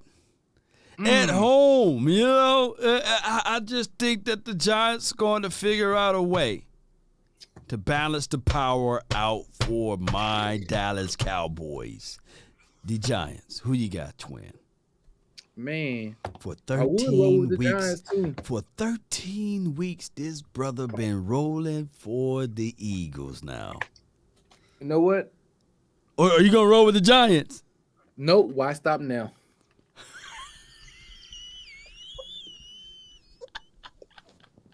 You said so yourself. If I've been rolling with them and they've been successful so far, so I'm gonna keep up with them. I'm keeping up with them boys, man. So Eagles, I'm rolling with them Dirty Birds. Why? Because you have picked the Giants, I picked the Eagles. We need to split. So either me or you, and I picked me, and that would be the Eagles. Let's keep it simple. You want to double it? No. I try to get you to double it almost every week. So for 13 weeks, fam, I think that if I rip all of that red off of you, that would see. I see a McNabb jersey up under there. Hold on, what kind of jersey that is up there? Can you show the camera what jersey number that is? Lift it up a little bit, man. I guarantee you, didn't Donovan McNabb wear? Y'all let me know in the chat. Did Donovan McNabb wear number 5? Trigger Trey, baby. No. Prince of the Bay. Let's go. I think for sure Well, that right if I post some water on that red, it'll turn green, man. See, what you did wrong was you thought. You said, if I think. No. there was an issue. If I post some water on that headband, it'll turn green, man. For 13 weeks, dog, you done picked the Eagles 13 weeks straight. You're an Eagles fan, man. Bang, bang.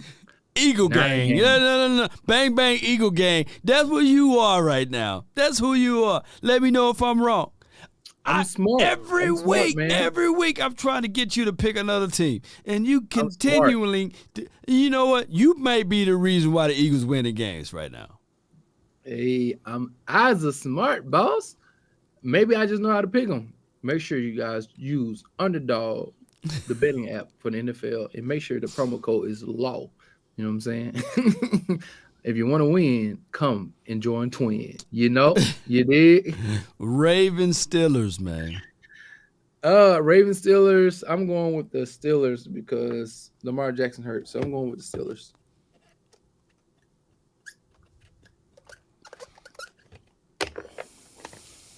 Who you got, bro? Like George Pickens. Going with the Ravens, man. I like the backup quarterback, number 2. What's his name? Huntley or something? Huntley? Yeah. He's pretty good. We got Swan with the. Hold on. Antonio got the Steelers. Mark Smith says the Ravens. Huntley gonna get that dub for the Baltimore. Says Yeah, Huntley is going to Flo. My guy Flo says Huntley going to get that dub for the Baltimore. Link says Ravens will fool everyone. So everybody's going with the Ravens. I got the Steelers, so let's see what's crack-a-lacking. You know what I'm talking about? Chiefs, Broncos, man. Who you got? I got Chiefs. This is easy. I'm going with Pat Mahomes. I ain't gonna say the god doggone. God dog, man. Look what the game next. Who you got, bro? Pat Mahomes? No, I got Chiefs. I'm talking about the Bucks, man, versus Niners. I'm rooting for a tie, but God dog, I gotta pick a team. Oh my gosh. I didn't know y'all play the Bucks like that. Yes, sir. And we playing in the Levi's Stadium in Santa Clara. But yeah, man, what you gonna do? Barbecue meal, do put up a shut up. You know what I'm saying? Who's in that division? Bucks. Who? Name me the teams. Bucks. Carolina. The Saints. And the Bucks in Atlanta.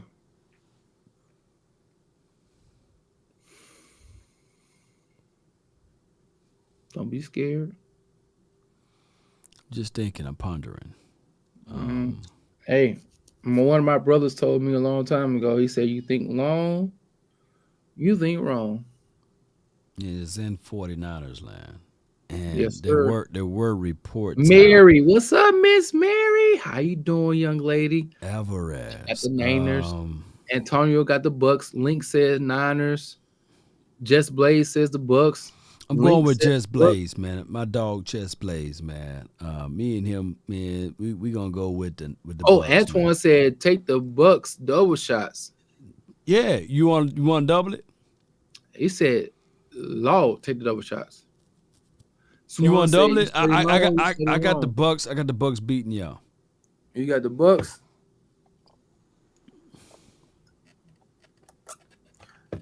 You already know who I'm picking.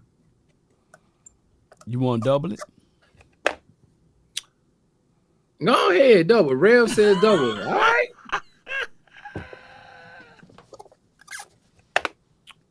Bro, you got to be careful. Are you good with that? You sound you look like you kind of nervous a little bit, man. I mean Gucci, man. I'm Gucci, my guy. I'm Gucci. I'm ready to go.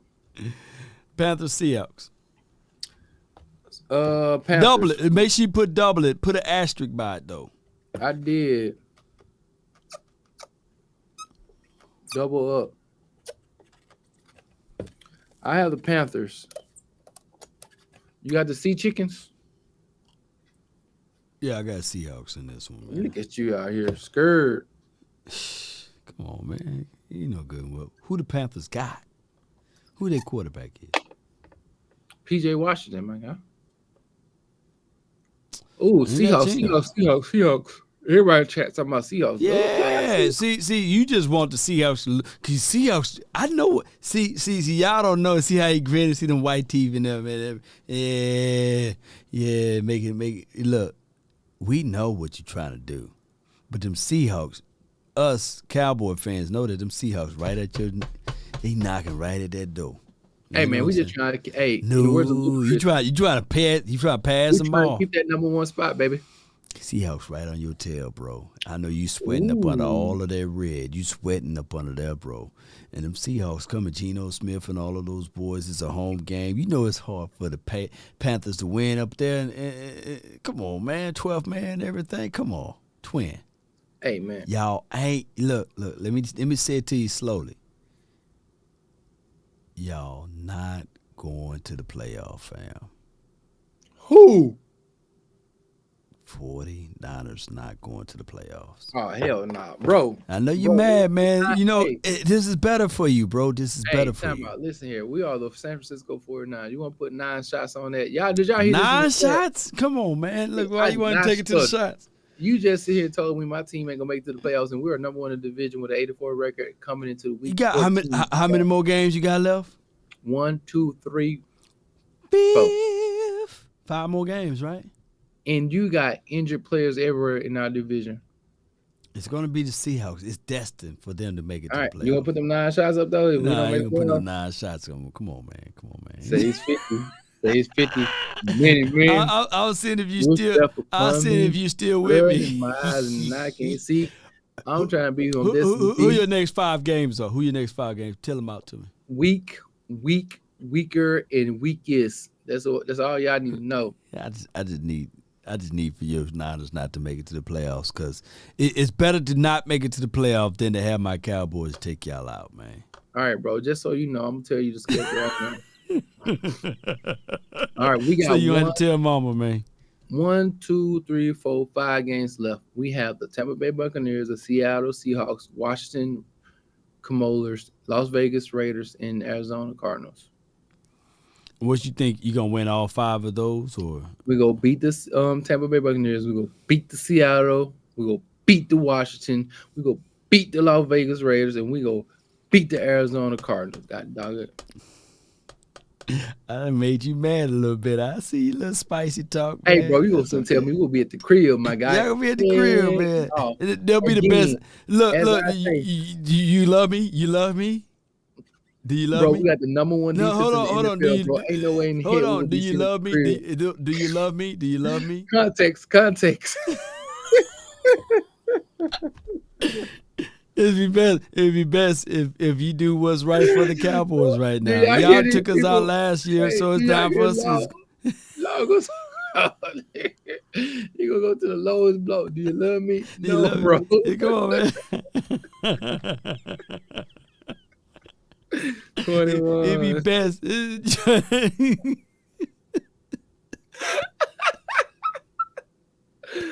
21. Can you do something for me? Can you hit a little rich flex for me? Then 21.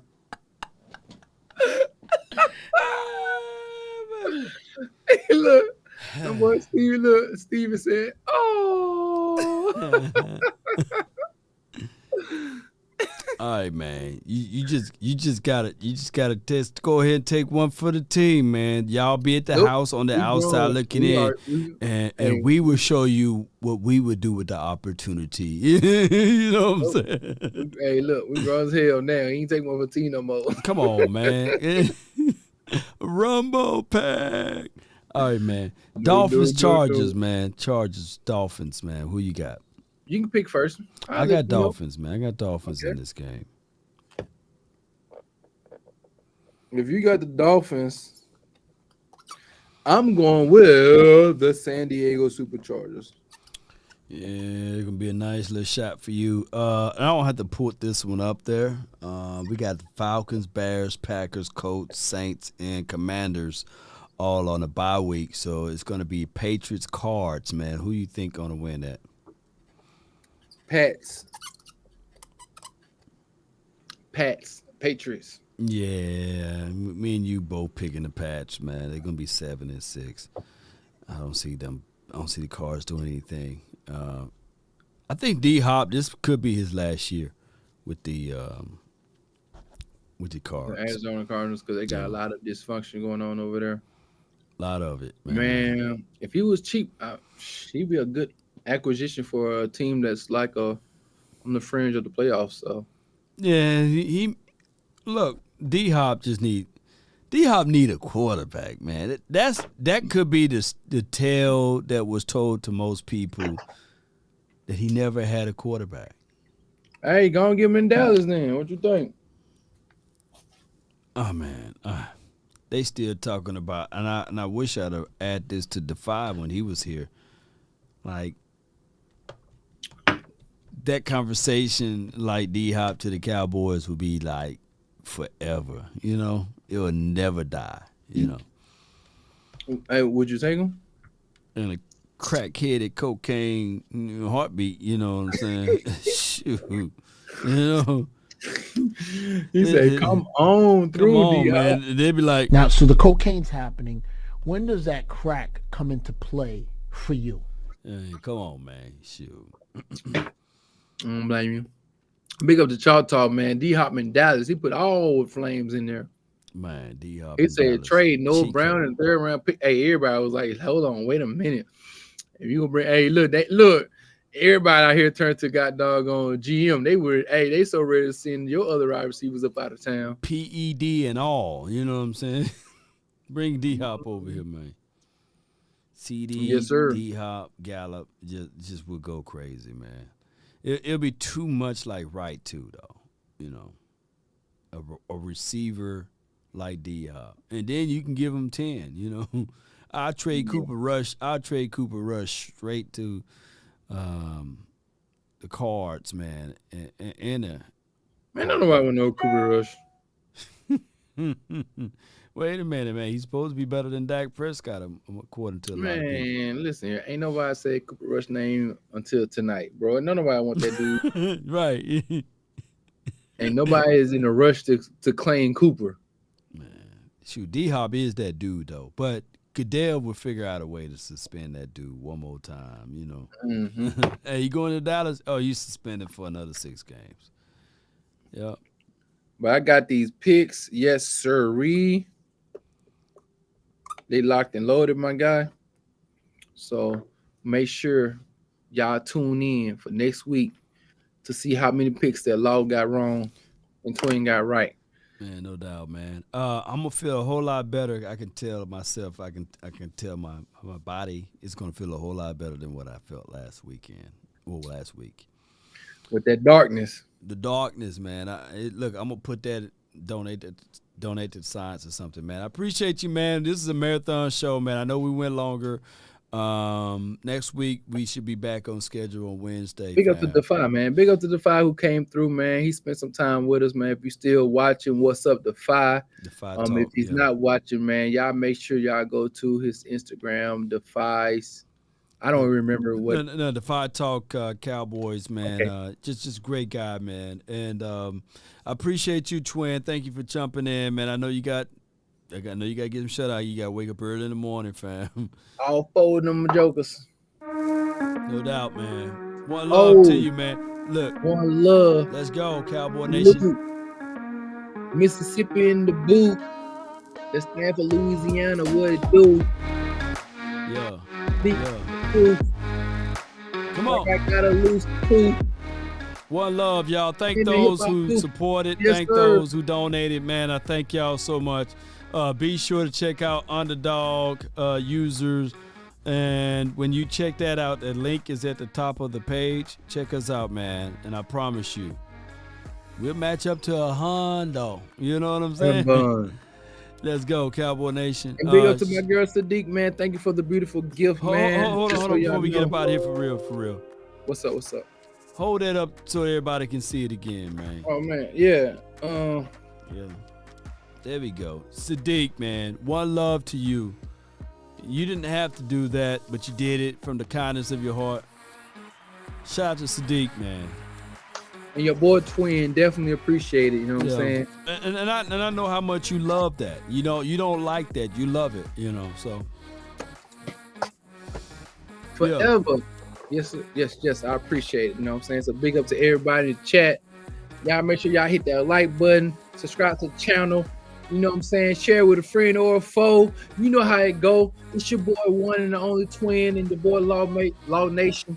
Let's get it cracking. Thank you, Seek. I see you in the chat. What's up, my girl? Appreciate it. Good night, everyone. Have a fantastic Friday, man. Make sure on tomorrow you go out there and like Sadiq did, or be a blessing to somebody else on tomorrow, man. You'll be surprised how far they will go. You know what I'm saying? And happy birthday to on the 18th too, man. DC for life. And I know you got Twin Empire to your heart and all of that. But shout out to everybody. Until next time. We about.